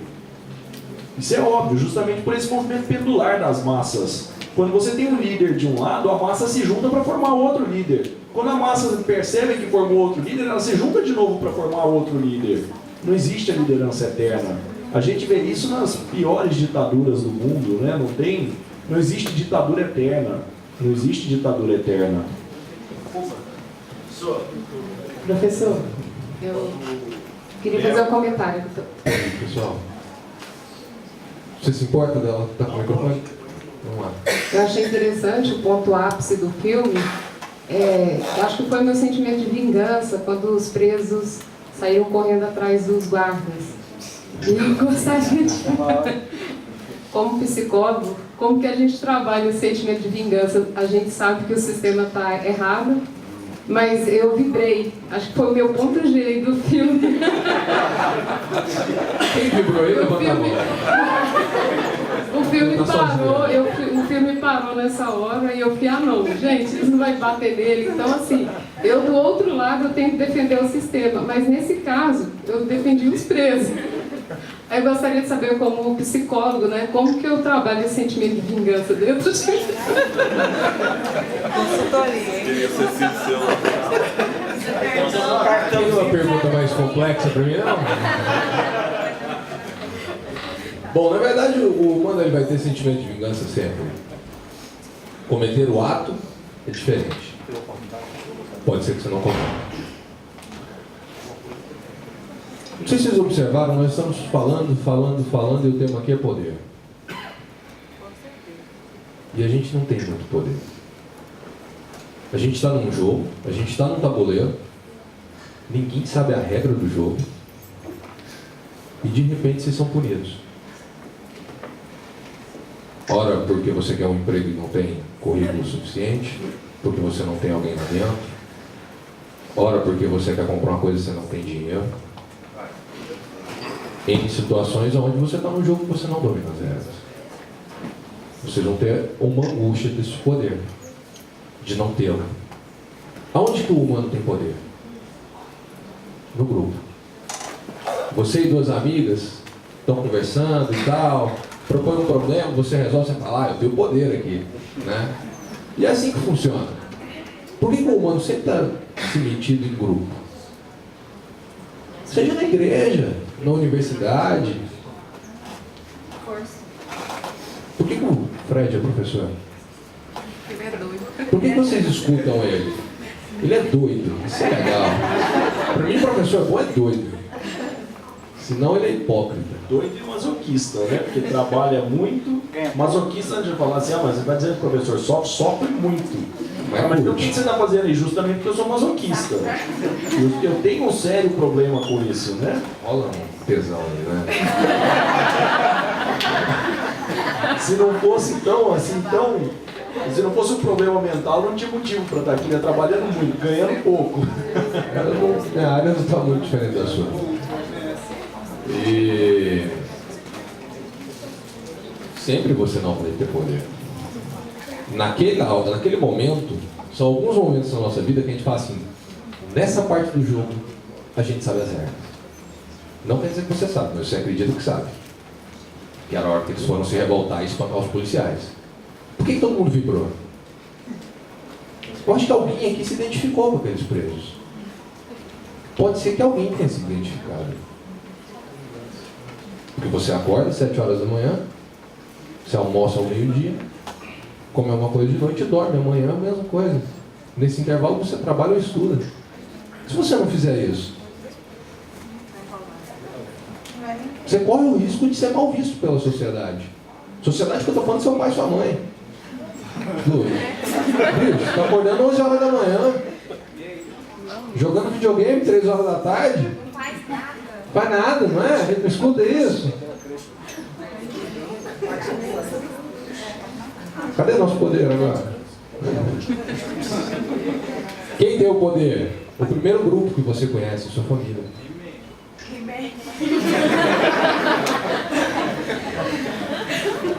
O primeiro grupo de todo mundo aqui é a família. O grupo precisa de 2 pessoas, você e outro. E um terceiro para ser mandado. Terceiro para ser mandado, esse é bom. Aí o quarto já se forma quadrícula. Tem um detalhe curioso também nessa questão aqui, na questão da identidade do grupo. Voltando na pesquisa original, a pesquisa original traz alguns dados interessantes que às vezes o filme não levanta. Quando a pesquisa deu errada, quando tiveram que encerrar, e realmente ela foi encerrada no 6º dia, não chegou ao 14º, né, na pesquisa original, apesar de não ter sido tão drástica, não chegou a morrer ninguém na pesquisa original, eles deram uma opção. Eles primeiro deram a opção, olha, já que não deu certo aqui, vamos tentar transformar essa prisão em liberdade condicional. E a gente vai estabelecer alguns dias de liberdade condicional. Os únicos que toparam foram os presos. Aí cogitaram, não, e se a gente tentar mais uma vez continuar? De novo, os únicos que toparam foram os presos. Curioso, eles se identificavam já. Agora, essa questão da identidade é tão interessante. O Barry tem um trecho, o Barry ele chega a dizer, olha, pera lá, nós estamos em menor número, eles estão com raiva, mas nós continuamos sendo os guardas. Nós ainda temos, eles ainda têm medo da gente. Isso é tão interessante que fizeram uma pergunta para os detentos da pesquisa original, e eles falaram, pô, mas também foi sacanagem. Vocês escolheram os maiores e os mais fortes para serem guardas. E na pesquisa, quando você vai ver, foi sorteado no cara ou coroa. Não foi escolhido. E sequer aquelas pessoas eram de fato maiores e mais fortes. O biotipo delas nem eram. Era o mesmo. Era o mesmo. Ou seja, o padrão estabelecido foi o mesmo e a escolha foi de cara ou coroa. Foi na sorte, não teve um biotipo selecionado. Mas o simples fato deles terem vestido aquela farda... Terem poder. Já cria a relação de poder. E aí, quando a gente fala dessa relação de poder, no direito, eu lembro muito, por exemplo, da visão que o Marx tem de direito. E essas normas, essa estrutura jurídica, essa imposição, ela na verdade é um instrumento de manutenção de poder. Quem tem o poder faz as normas, quem não tem obrigado a cumprir. Manda quem pode, obedece quem tem juízo. É exatamente isso, manda quem pode, e quem pode manda para se manter o poder. Para permanecer no topo da cadeia, né? Essa é que é a lógica do direito. Tanto é assim que a gente tem leis impostas que saem. Tem alguns fatos curiosos. Por que a gente não consegue aprovar a reforma política? Por que a gente não consegue regulamentar os impostos sobre grandes riquezas? Simples. Onde está o poder? Deixa ele fazer a pergunta que ele está desde o começo querendo fazer ela. O caso é o seguinte, é porque a gente está falando do poder, né? Está voltando para o poder, né? Uma das perguntas foi,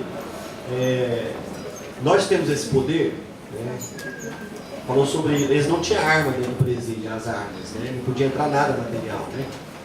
Quando o 77 foi confinado pelo Berg, dentro do isolamento lá, eu pude notar algo, uma ideia. O poder está na mente. Foi o que Locke disse que o poder não te dá, você dá o poder, né? Você tem esse poder, você nasce com esse poder. Eu acho que despertou na mente dele, na mente, que é um campo de batalha, tudo se forma na mente, as ideias, tudo se forma na mente. A Joyce Meyer, uma pastora americana, ela falou que tudo forma na mente. Então esse poder você tem ele já. E o 77 ele agiu de uma forma extraordinária. Ele deu uma de MacGyver, ele pegou sua pulseira e se fez uma arma com a sua pulseira. Ele foi um MacGyver. É o que acontece dentro do presídio hoje. Uma escova de dente se torna um chucho, né? Onde vai tirar o banho de sol, dar uma na artéria cervical, né? Algo parecido que eu já vi demais dentro do presídio. Quer dizer, esse poder, nós já temos esse poder. É o que o 77, ele tinha ele, mas não sabia usar. E quando ele foi para um confinamento, foi aonde que despertou a luz dentro do cérebro dele. Eu tenho esse poder, eu vou usar. E é onde que aconteceu. Quem que tolhe o seu poder? Quem que tolhe o seu poder? O Estado. O Estado. Não, eu mesmo posso bloquear o meu poder. Se você fala, não posso matar. Eu não posso matar, eu não mato. Se você acha errado, você tem uma regra. Vamos supor que você tenha mais umas 10 para sua vida. Ou algumas milhares. Isso vai organizando o que você define como poder. Ele julgou as próprias bases dele naquele momento. Qualquer um que consegue matar, se julgar as próprias bases, não é o que a gente quer. Agora, numa situação de confinamento daquela, onde ele fica trancado numa caixa preta, ele perde completa orientação dele próprio. Ele não sabe se está de dia, se está de noite, quanto tempo que ele está lá, se ele vai sair. Ele desorienta, não é? Ele começa a falar sozinho na câmera, rir sozinho. E ali ele fala, pô, até então eu tinha uma conduta moral que valeu para mim, né? Ele não tinha matado ninguém, ele, por sinal, era só um candidato a uma pesquisa, não era nem um preso mesmo. Não tinha errado nada, o que a gente considera erro para moral civil. Ele mudou quando ele entrou lá dentro? Não. O que mudou foi o ambiente. E ele daquele jeito não servia mais. Ele bom não servia mais. Ele pensador não servia mais. Quem aguenta ficar numa situação que ele estava? Sendo humilhado, sendo espancado, dentro de uma caixa preta, sem orientação nenhuma. Ele questionou a própria base dele. Isso é racional. Pô, cara, não tenho Deus agora, vamos considerar assim, né? Não existe certo e errado. Eu estou apanhando, eles estão ganhando estrelinha e eu estou apanhando e ainda estou errado. Agora vai comer. Vou me defender. Mas o poder quem importa é a gente. Agora, claro, a sociedade ela te dá as variáveis para você aceitá-las. Você é quem vai escutar as regras. Você fala, não, beleza. Agora, sua família fala, ó, não, matar não é legal não. Roubar, então, também não é legal. Uma hora você fala, pô, não é mesmo. Não é. E não que matar e roubar seja poder. Mas são coisas que você fala, isso aqui não se faz, isso aqui não se faz, isso aqui não se faz. E você começa a ter coisas que se faz e coisas que não se faz. Né? E o poder geralmente ele se apresenta num lugar que geralmente não se faz. Como aconteceu no Bergman, mas espera aí, ele estava... ele era um agente prisional, ele tinha que punir proporcionalmente. Ele tinha uma condição que permitia a quebra desse protocolo moral de não agredir ninguém. Ele tinha que. Né? E aí no outro caso, os presidiários quando se revoltam, eles tinham que ir também. E aí acabou. Ali tem que agredir mesmo.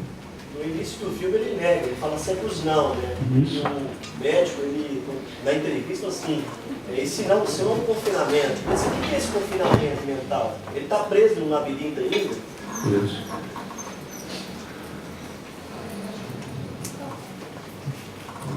Eu quero manifestar dizendo aí que eu vi uma situação sui generis no grupo titulados aí os guardas. Quando ascendeu a posição de líder, ele usou, para mim, o mais cruel dos crimes,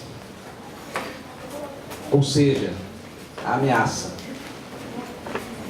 Os próprios correligionários da parte dele, implicitamente, se sentiam ameaçados e fazer o quê? Que para mim é o mais cruel dos crimes, é a ameaça, porque você não sabe quando vai acontecer, como, que jeito. Então, para mim, foi uma situação sui generis, que ele usou com muita maestria, até essa ameaça, o lado opositor viu que ela não poderia se concretizar, de quando o grupo se tornou mais forte, de tudo que aconteceu. Então, para mim, uma das situações extremamente interessantes do filme foi essa situação dele usar a ameaça implícita para poder se manter líder de um grupo que era menor e que se manifestou superior uma boa parte do tempo. Isso é genial, porque você trabalha num conceito ideal, a ameaça, né? Você vai sofrer. Se eu falo que você vai sofrer, você conhece o seu sofrimento. Você se preocupa com isso. E não com a minha capacidade de conseguir fazer você sofrer isso tudo. Mas o conteúdo já é seu. Às vezes eu não dou conta de fazer nada disso, mas você fala, putz, se eu for sofrer. Você tem o seu conteúdo de sofrimento, ele é ideal. Você ameaçou todo mundo ali, todo mundo viu uma realidade que não queria passar. De fato, é pior do que bater e ameaçar. Porque além da dor tem a ansiedade. E dói igual apanhar. Tem uma parte do filme que o Bears ele quer manifestar o poder dele para o grupo dele, para o grupo adversário, é quando ele urina no 77. Então, naquele momento, assim, ficou bem claro que ele quer manifestar para o grupo de policiais que ele tem poder e quer dar um recado para os outros presidiários que o poder está com ele. Então essa também me chamou a atenção. É a manifestação do poder, né, que ele, naquele momento, ele sentia que ele tinha. Então, pessoal, eu que mando aqui. Mando no meu grupo, mando nos outros grupos. Vocês têm que obedecer o que eu mandar. Pronto, acabou. Não tem nada mais simbólico que o ato de urinar, né? É igual no reino animal, você urina para marcar terreno. Então ele está urinando na pessoa para marcar terreno. Então, só aqui quem manda sou eu. Ficou bem claro para os policiais e para os detentos. Tanto é que quando ele chega lá, ele vai se lavar. E todo mundo percebe, né, que ele foi humilhado naquele momento. Quer dizer, demonstração de poder. É a história do macho alfa, né? É a história do macho alfa. Por isso, simplesmente.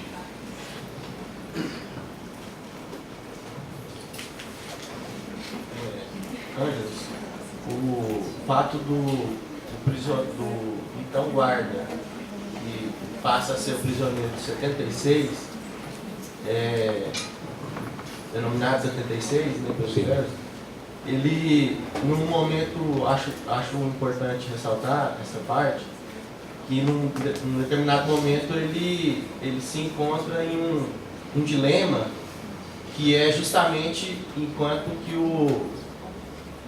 o 77 propõe a ele buscar a insulina na mala do prisioneiro diabético, né? E então, eu queria saber, do ponto de vista da psicologia, naquele momento, ele resolveu buscar a insulina por uma questão mesmo de salvar a vida daquela pessoa ou pelos 2.000 dólares que tinha sido oferecido a ele, que ele demonstrou ficar tentado naquele momento pelo dinheiro. A gente tem que lembrar que isso é uma ficção, né? Mas ao mesmo tempo eu imagino que não foi pelos 2.000 dólares, tanto que ele nega o dinheiro. E na verdade ele só estava lá também olhando para o cara porque ele estava preocupado com ele. E ele já tinha sacado também naquela atual circunstância do filme que o poder não estava com ele. E que ele estava com dó dos presidiários enquanto o Barry estava abusando deles. Tanto que ele vai preso. Que ele toma o lado dos caras. E ele tomou esse lado. Não acredito que teria sido pelos 2.000. Agora, eu queria trazer um pouco a nossa discussão para a realidade penal que a gente tem no Brasil. Né? Sai um pouquinho do filme, mas trazer um debate aqui, um pouco mais, sobre, cara, você mandou alguém preso. A minha pergunta é para quê?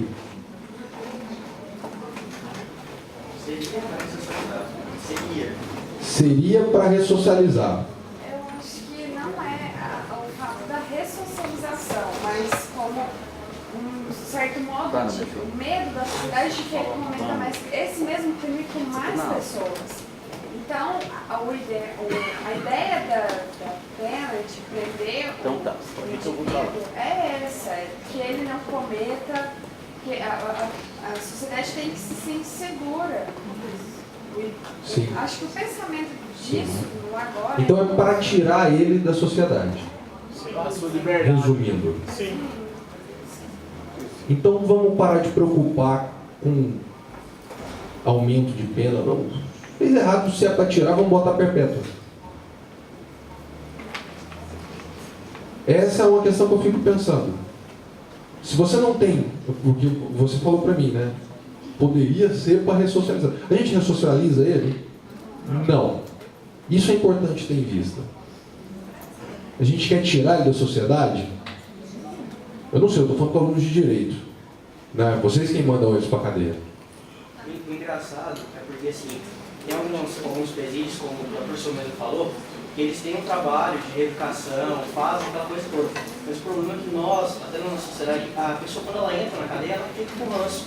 E por mais que ela se reeduque, por mais que ela realmente tenha um trabalho um pouco maior, ela associa, não, eu vou melhorar aqui dentro, realmente. Isso, quando ela sai da sociedade, não enxerga bem. Um exemplo tipo, eu acabei vivenciando isso. O Estado de Goiás, ele tem um trabalho que ele ressocializa, digamos assim. Ele pega alguns presidiários que estão no semiaberto e coloca aqueles presidiários para poder trabalhar. Um grupo deles é gerenciado dentro do Tribunal de Justiça. E esse grupo, eles trabalham com a parte de manutenção do tribunal. Engraçado, porque o Tribunal de Justiça tentou fazer uma obra, certa feita, e essa obra ela foi até mesmo assim, trabalhada, os objetos, o cimento, o tijolo, esses objetos que seriam utilizados para a obra, eles eram levados pelos presidiários que estavam ali prestando serviço. Eles não eram identificados como presidiários, como o pessoal do CHBEC, o rei do campus. Eles eram, quem sabia era mais quem estava lá dentro, aquela coisa toda. Depois que a gente foi convivendo, o pessoal foi percebendo. Mas o mais engraçado, e depois que as pessoas que estavam, os servidores, ficaram sabendo que eles eram reeducandos, que era o termo que eles usavam muito, eles começaram a falar, nossa, sumiu um negócio meu, será que foram eles? Começou a criar essa questão, esse comportamento de atribuir tudo a eles porque eles são os sujos, eles são aqueles que têm ranço. E o que mais me preocupou foi quando dentro dessa obra que o tribunal estava fazendo, que foi até uma obra ali no setor oeste, eu achei engraçado, porque sumiram alguns cabos de aço, aço, cobre, coisa assim, a gente sabe que são utilizados para mercado negro, né? Eles pegam um desse de cobre para poder vender no mercado negro. E aí os primeiros culpados, primeiros apenados, digamos assim, de uma forma informal, foram eles. Eles foram acusados assim, contaram na prisão. Eles são os primeiros suspeitos. Ou seja, a nossa sociedade, por mais que a gente eduque e tudo mais, a gente fala assim, não, vamos fazer um trabalho com eles, vamos colocar para trabalhá-los, mas a nossa sociedade não tem um certo receio com relação a isso. O problema está aí. É aquela coisa, era para punir o ato, não o indivíduo. Aí está o problema. Só joga a pergunta que ele levantou a mão.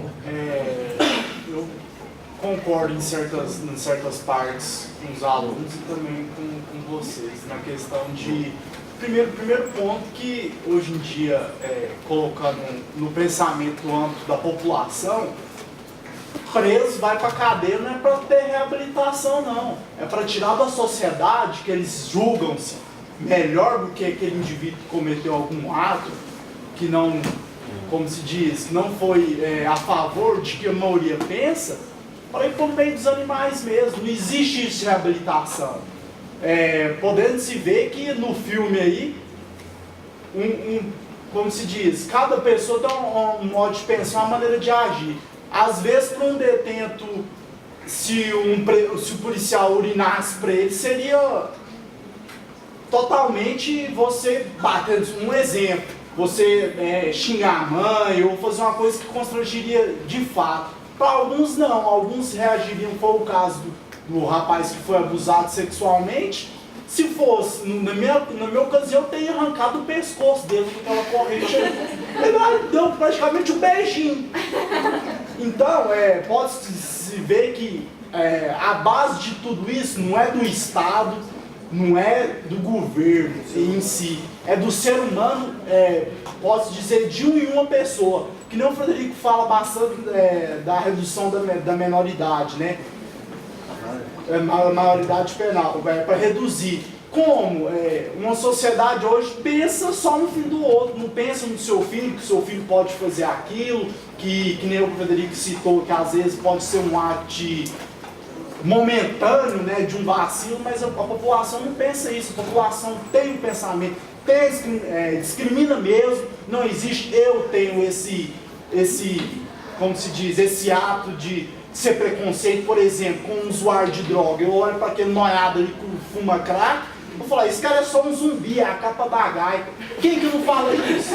Então, querendo ou não, nós somos preconceituosos. Todos têm preconceito. Não é um que fala que é melhor porque eu sou branco, o outro colega que é moreno, ou então que eu tenho mais dinheiro, mas cada um tem um modo de pensar e isso engloba todos, não tira nenhum daqui, porque todos já cometeram algum tipo de ato que não foi legal, ou então até mesmo, posso dizer que um ato assim, sujo mesmo para muitos, mas que eu não sei, meu colega não sabe, então não faz diferença.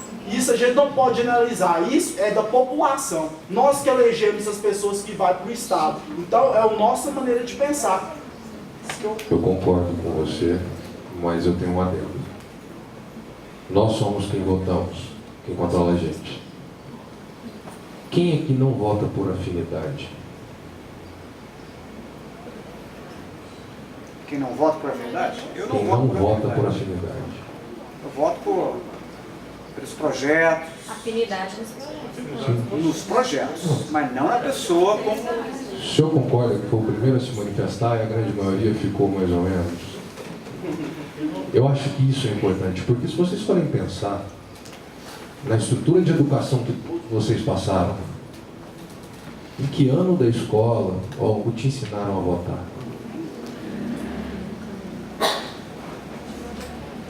Eu não sou dessa geração, eu escuto histórias da moral e cívica.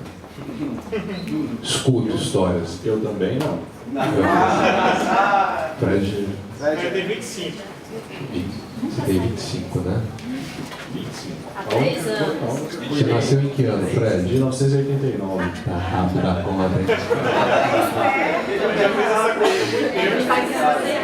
Pessoal, a moral e cívica parece que a ideia dela era ensinar a gente a ser cidadão. Não vou defender ela aqui não, mas parece que pelo menos uma preocupação se tinha. Hoje não temos. Hoje eu falo para os meus amigos. Você vai votar direito? Vai. Que base que você tem para avaliar o que é direito? Onde vocês não perceberam que na verdade nós somos iludidos, que a gente tem poder, que a gente sabe votar. Eu gosto dessa ideia, você vota no projeto.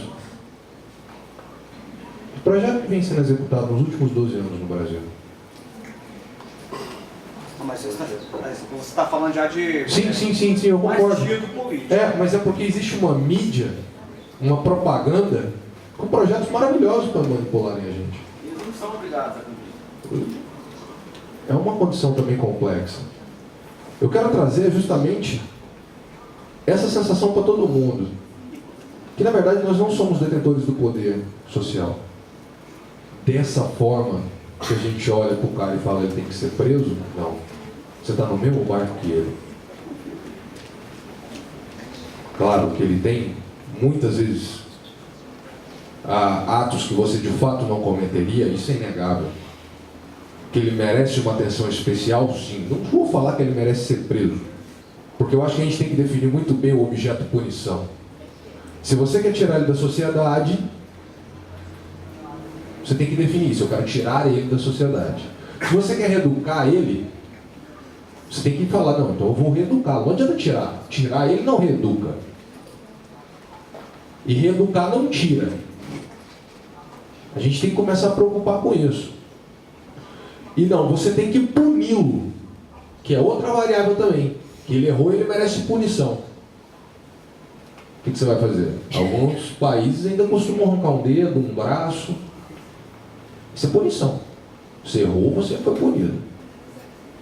Agora, eu acho que o que a gente não tem bem definido é o que fazer com esse cara que quebra a lei.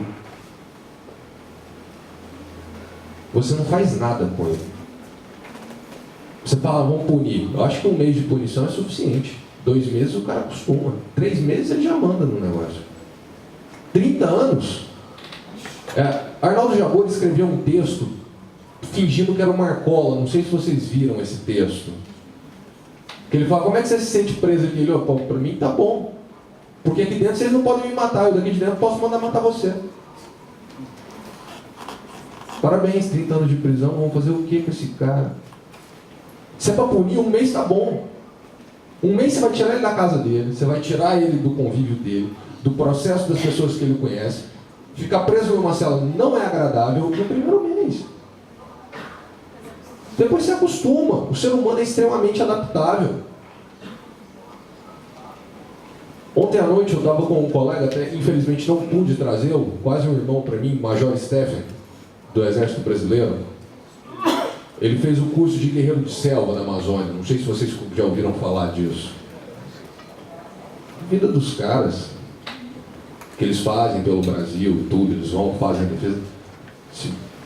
Eu acredito que nenhum de vocês, a princípio, animaria a vida deles, não. Os caras moram no meio da mata, não tem nada. Eles até brincam, você quer comprar uma coisa, entra no shopping selva. Você não tem nada. Você fala assim, não, mas não tem um smartphone, não tem telefone onde os caras estão. Vivem entre eles ali. A princípio sempre é uma dificuldade, os caras se adaptam. Se adaptam a comer o que tem. Se adaptam a viver sobre risco. que é narcotraficante atuando no Brasil, quem está defendendo são eles. Eu acho que tem gente que acredita no Brasil ainda. Esses caras pegam em armas e vão lá defender a gente. Não é a melhor qualidade de vida a vida desses caras. Eles vivem sob risco o tempo inteiro, com racionamento de energia, porque não tem poste para levar energia para lá. Os caras vivem de abastecimento de diesel e energia das 6 da tarde até as 10. Acabou, acabou. Ah, mas eu não consigo, deixei para tomar banho depois. Vai tomar banho gelado, cara. Acabou a energia. As pessoas adaptam. Por que o cara não vai adaptar com comidinha na hora? Tá, estou dividindo a sala com 22. O primeiro mês é ruim. Não vou falar que é confortável na casa, é óbvio que não é. Óbvio que não é. Mas tem um limiar que a gente passa a aceitar. A gente aprende. A gente consegue viver lá. Até porque no Brasil passou, a pessoa é presa. Passou o primeiro mês, ela tem como conseguir um colchão, às vezes até televisão. São as regalias que dentro da cadeia brasileira tem. Então é normal, ele vai se acostumar com aquilo que vai chegar um dia que ele vai... O problema é que a gente não pode acreditar na ideia que ele pode se acostumar com aquilo, porque poder ele pode, mas quão justo a gente está sendo com ele? E se tirar a pessoa que rouba, mata, faz alguma coisa das ruas, vai chegar um tempo que vai ter mais pessoas presas do que pessoas livres aqui É o fora. tema de hoje. O pessoal está começando a correr o risco de ser maioria no Brasil. A ressocialização e a reeducação não tem que partir só dos encarcerados, mas todo... Isso é um processo de educação no Brasil. Você precisa educar essas pessoas. Eu acho que muito mais um processo de culturação do que de educação. Sim. Tem um negócio interessante, por exemplo, em Nova York eles tiveram uma percepção que nós não tivemos ainda. Nós aqui, vocês, acho que entendem direito penal melhor do que eu, ou deveriam pelo menos, sabem que existe o princípio da bagatela, né? Tem pequenos delitos que a gente acaba de certa forma ignorando. Porque são pequenos, são quase... em Nova York eles chegaram à conclusão que o problema era outro. Quando você ignora delitos, você cria um problema cultural, que os pequenos delitos são possíveis. Então eles começaram com a política de tolerância zero, lá com o Rudolph Giuliani, quando assumiu, e etc., que inclusive foi quem instituiu a política da janela quebrada também no metrô de Nova York. Ou seja, eles pararam, não tem perdão. Crime é crime. Óbvio que as respostas são proporcionais. O sujeito que roubou pão na padaria não vai para a cadeia, não vai, ou às vezes não vai passar lá 1 mês, 2 meses, 3 meses por conta do pão que ele furtou. Mas tudo vai ter uma resposta. E o objetivo disso não era punir as pessoas, era mostrar para as pessoas que aqueles são valores que a gente quer proteger. Ou seja, a gente não vai ignorar aqueles que descumprem os valores. Com isso, você cria um movimento, na verdade, você cria uma cultura que o que é errado pelo simples fato de ser errado. Nós temos uma cultura no Brasil muito complicada, é curioso, a gente tem criminho e crimão no Brasil, né? Eu estou dando aula e o sujeito, eu chamo o nome do sujeito para Além lá de na criminho sala. e crimão, né? Ainda tem o criminho e o errinho e o errão. Olha só um exemplo cotidiano. O sujeito chega para mim na sala de aula, professor, eu não pude vir a aula passada, eu queria que o senhor lançasse presença para mim. Eu dava. Espera lá, aquela pauta não é um documento público? Isso aqui não é uma concessão do Estado? É um documento público. Se eu colocar presença para ele, eu estou fazendo a mesma coisa que o cartório quando carimba a cópia autêntica sem ser autêntica. Exatamente a mesma coisa, gente. Essa reação do, nossa, que é isso, que exagero. Não é exagero, é a mesma coisa. Falsificação de documento público. Falsificação de documento público. Isso é um crime. Pode, inclusive, dar cadeia. Ah, professor, mas e se eu tiver atestado médico? Não tem problema, tem uma junta que vai analisar. Se eu atestado médico, a sua falta continua lá, só que ela vai deixar de ser contabilizada para motivo de reprovação. Mas eu não posso nunca dizer que você estava na sala de aula, no documento público, se você não estava. Ainda bem que não tem ninguém assim na sala, né? Não, aqui não. Aqui Eles não. falam assim, faz chamada que eu quero ir embora, né? Tem uns que fazem diferente, são mais sinceros. É legal isso? Só vai demorar a fazer chamada hoje? É legal? Ou tem algum criminho aí também? Sexta-feira, né? Pedir para adiantar a chamada. Assim, a maioria aqui são alunos meus de sexta-feira à noite. os que sobraram aqui, inclusive fizeram prova ontem à noite comigo, né? Maravilha. Isso é um milagre, né? Porque na verdade eles te amam. Mas você sabe primeiro que eles vão na aula, e depois que eles voltam no sábado. Mas esse é um grande exemplo cedo. Isso é um grande exemplo de como as pessoas, às vezes, em virtude de conceitos sociais, se seguram. Porque ontem, durante a prova, eu percebi que a grande maioria da sala estava com uma vontade enorme de me matar naquela hora. Mas se segurou em virtude lá dos 6 a 12 anos de cadeia, que podiam levar, pensava e falava, não vale a pena por conta dessa prova, vamos esperar a próxima prova para ver. Né? Mas a sensação era, dava quase para escutar os pensamentos em sala de aula. Ou então a sensação de incompetência, de não ter estudado o suficiente. Olha, essa normalmente é a última. Olha a culpa, né? A minha foi quarta à noite. Ó, Freud explica esse tipo de reação, viu? Fala mais sobre isso. Terça-feira foi me matar, mas fazer sofrer. Que é pior ainda, né? Morte lenta e dolorosa, né? Pior ainda, você responde a questão achando que está certo, e você chega aqui no sábado de manhã e descobre que você respondeu, colocou a resposta errada do professor e te deu a resposta aqui no direito em cartaz. Isso é a pior coisa. Você está vendo que eu deveria receber adicional periculosidade, né? Deveria. Está parecendo Você é um bom líder desse grupo. Ainda. Devia, inclusive, ter direito a porte de arma, né? Lembrando que alguns alunos andam armados, é serviço. Esses dias eu estava aplicando a prova e o grupo ficou por último. E a única coisa que eu percebi, eu achei que o sujeito estava colando, não estava. Ele estava arrumando a arma dele na cintura. Eu falei, pronto, de hoje eu passe, né? De hoje eu não passe. Mas por que eu fui falar para ele não colar, né?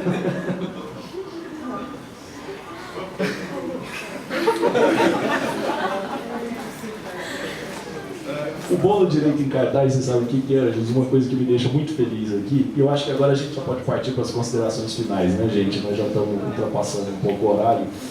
O que me deixa muito feliz aqui é que a gente nunca sabe o que é que a gente espera disso. E eu costumo avisar isso, eu comentei isso com você na hora, olha, não tem muita regra aqui, não tem muito o que falar. O filme sequer é um limitador do que nós vamos debater, o filme é um catalisador, o filme estimula o debate. Mas assim, esses meninos são um perigo. Principalmente esses que ficam até o fim, que são figurinhas carimbadas. Eles já entenderam como é que funciona a lógica do microfone, então eles não têm dó, não. E isso acaba fazendo com que a gente tenha que ter um dinamismo muito grande aqui. Você nunca sabe exatamente... Eu venho pra cá, eu juro pra vocês, eu venho pra cá sem preparar nada, porque não adianta. Não adianta você perder seu tempo preparando a hora que chega aqui no meio desses malucos aqui. Eu preparei coisa pra caramba.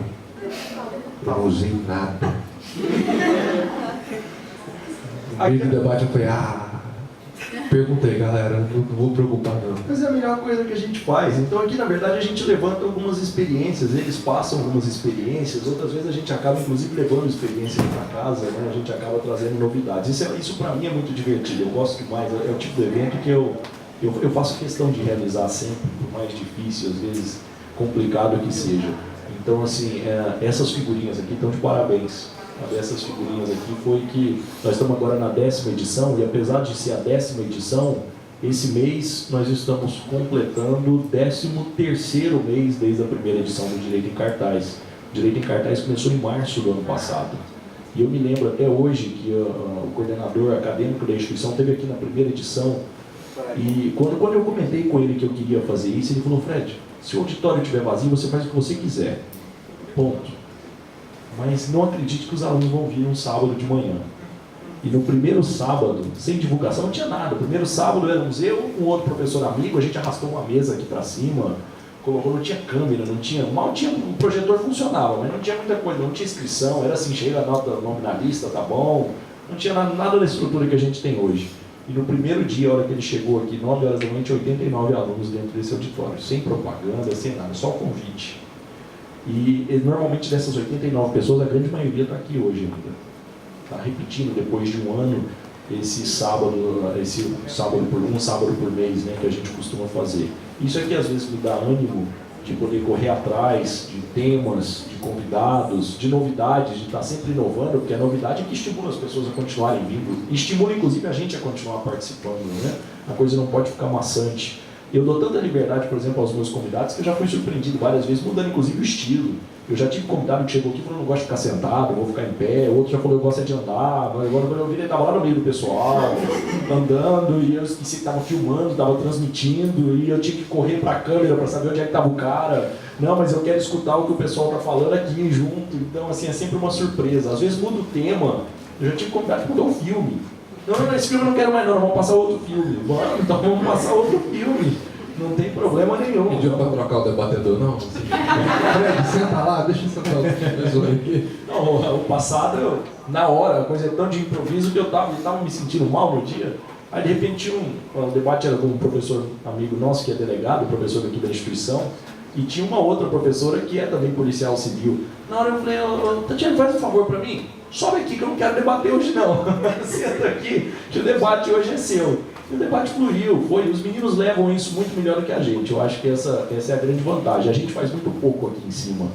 Acho que a gente na verdade, é a menor parcela do funcionamento desse evento. Mas, aproveitando, já que nós temos aqui essa menor parcela que participa sempre, levantar só alguns dados interessantes para vocês. Nessa questão, por exemplo, do evento detenção aqui, dessa pesquisa de Stanford.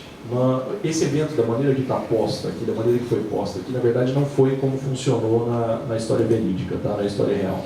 Eu acho que a gente conseguiu abordar aqui, pelo menos a grande parte dos efeitos que isso causaria, mas eles tentaram tornar isso ainda mais realista no evento. Para vocês terem uma ideia, no evento original eles não sabiam sequer quando é que o evento ia começar. Então eles foram selecionados, o pessoal falou, olha, volta para casa, que nós não vamos começar agora, vocês vão receber um telefonema quando começar o evento.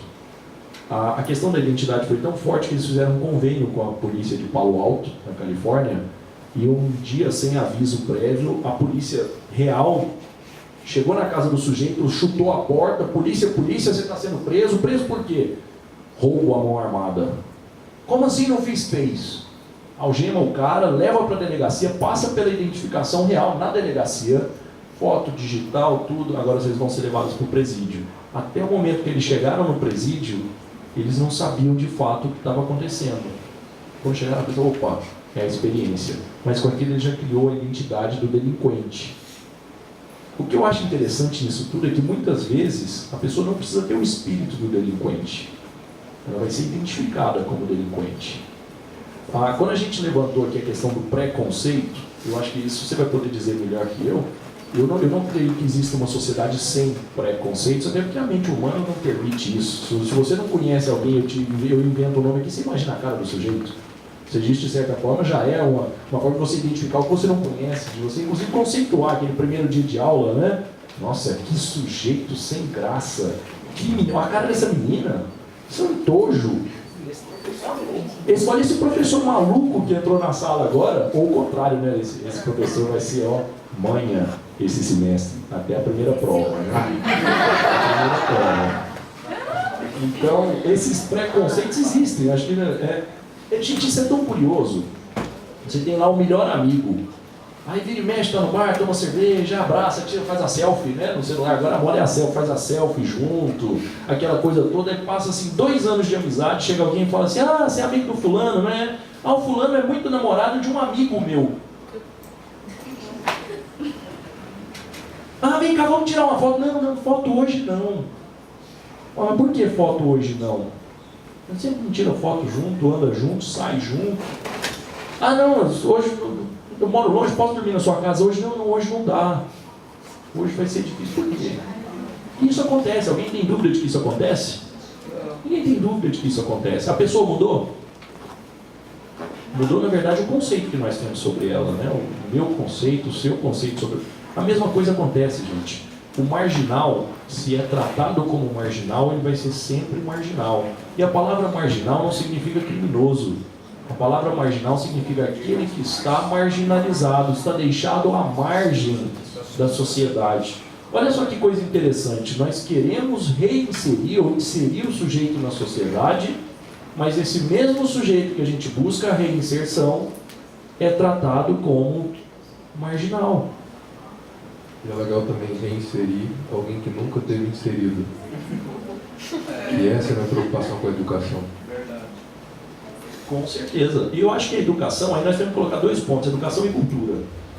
Eu vi um texto numa escola, uma foto de uma escola muito interessante esses dias. Primeiro dia de aula tinha lá uma faixa na entrada. Atenção, senhores pais, aqui damos educação. Aqui damos conhecimento, educação seus filhos trazem de casa. E acho que esse conceito da educação e cultura que é muito importante para a gente. Aquele conceito que a partir do momento que a família como base social se esfacela, a gente não pode exigir muito também na questão cultural. E aí é que entra a política da tolerância zero em Nova York. De entender que o que é errado pelo simples fato de estar errado. Não é errado porque eu vou ser punido, não é errado porque está na lei, não é errado pelo simples fato de ser errado. E acho que o nosso grande pecado, na verdade, nosso grande pecado é ser um país muito bom. Nós não temos que entender essa questão das necessidades. Se você para observar, os países mais desenvolvidos do mundo tiveram que entender isso a duras penas. A Europa demorou muito a ter esse conceito de civilidade que tem hoje. Mas para isso precisou passar por guerra durante quanto tempo? A gente fala muito da guerra, Segunda, Primeira Guerra Mundial, mas nós passamos 30 anos em guerra por questões religiosas. Até a Europa entender que a religião é indiscutível. Até a Europa entender que existe uma liberdade de escolha religiosa. Mas nós precisamos passar 30 anos para isso. 30 anos em guerra.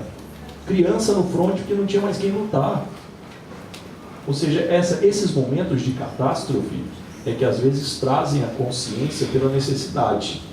O nosso grande problema é que os nossos momentos de catástrofe, eles se alternam com momentos momentos da alegria típica do brasileiro, né? A alegria típica do brasileiro. É curioso, ontem eu estava assistindo uma entrevista com o Cesare Battisti, na Globo News, e ele comentou, ele falou, não tem um país melhor para viver no mundo que o Brasil. O Brasil é fantástico, que independente de qualquer coisa está todo mundo feliz. Eu só não sei até onde isso é vantagem. Na pior das crises, a gente tem uma Copa do Mundo. Não, mas quando o pessoal acordar, já tem Olimpíadas.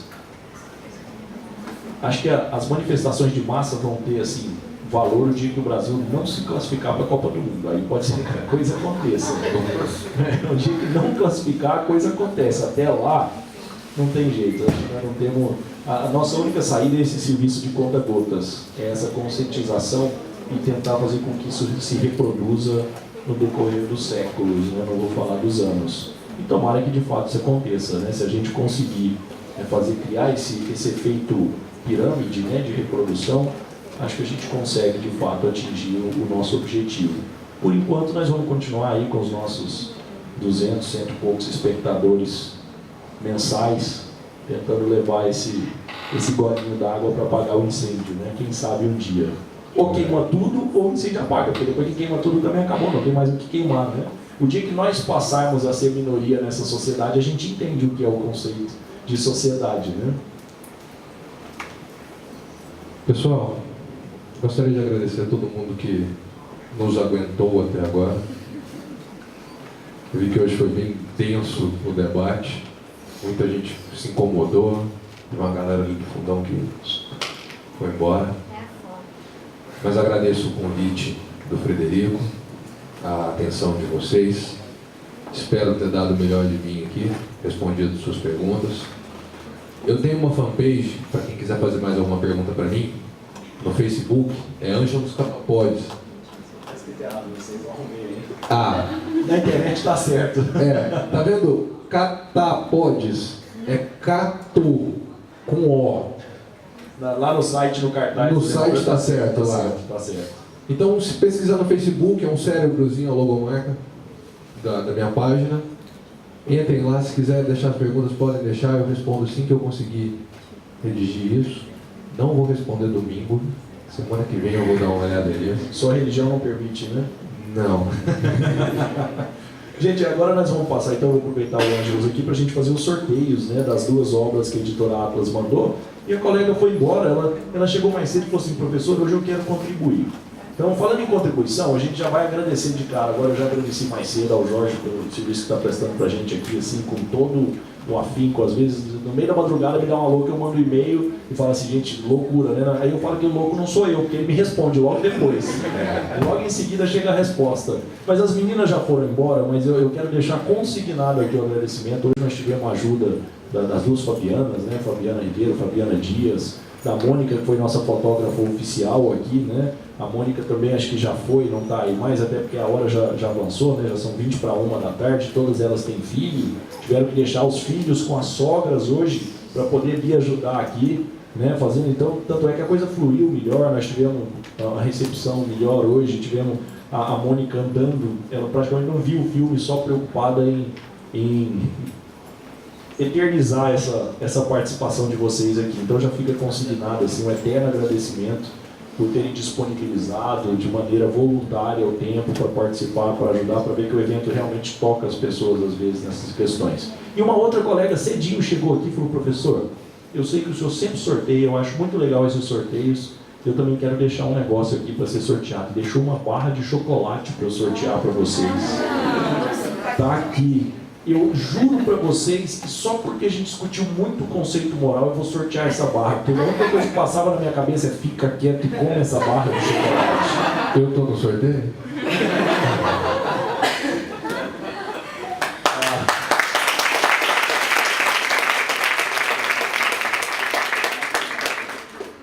E os temas dos livros agora vieram bem encaixaram aqui no nosso debate, porque ontem eu recebi já edições novas da editora Atlas.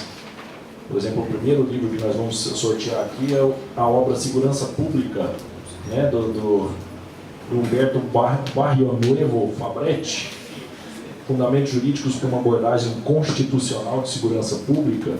Então nós vamos, lógico, sempre limitado aos presentes aqui, né, mas o nosso primeiro participante sorteado, e você fica responsável por fazer a entrega, o nosso primeiro participante sorteado, quem vai ser? Eu não vou ler isso, não. Fala meu nome. Eu não vou ler isso.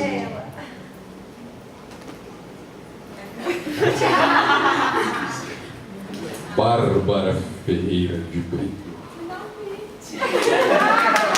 Eu acho que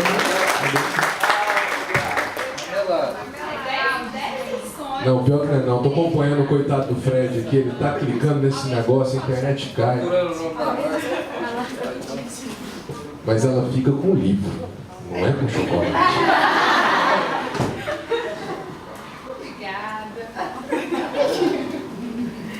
O segundo livro agora é a Prisão Preventiva e Liberdade Provisória, a reforma da Lei 12.403 de 2011. Ou seja, tudo a ver também com o nosso tema de hoje.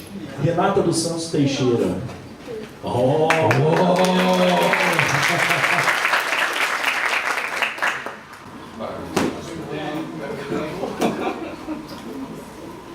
E agora o grande prêmio, né? O prêmio Urubatão Silvério de Faria. Já é a segunda vez, né, Urubatão, que você ganha? Olha, tá bem, ó.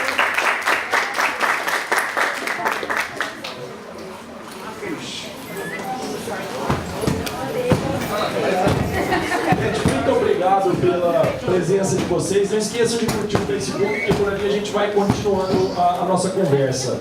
O nosso próximo debate mês que vem sobre liberdade de imprensa, tá? Obrigado, pessoal. Até mais.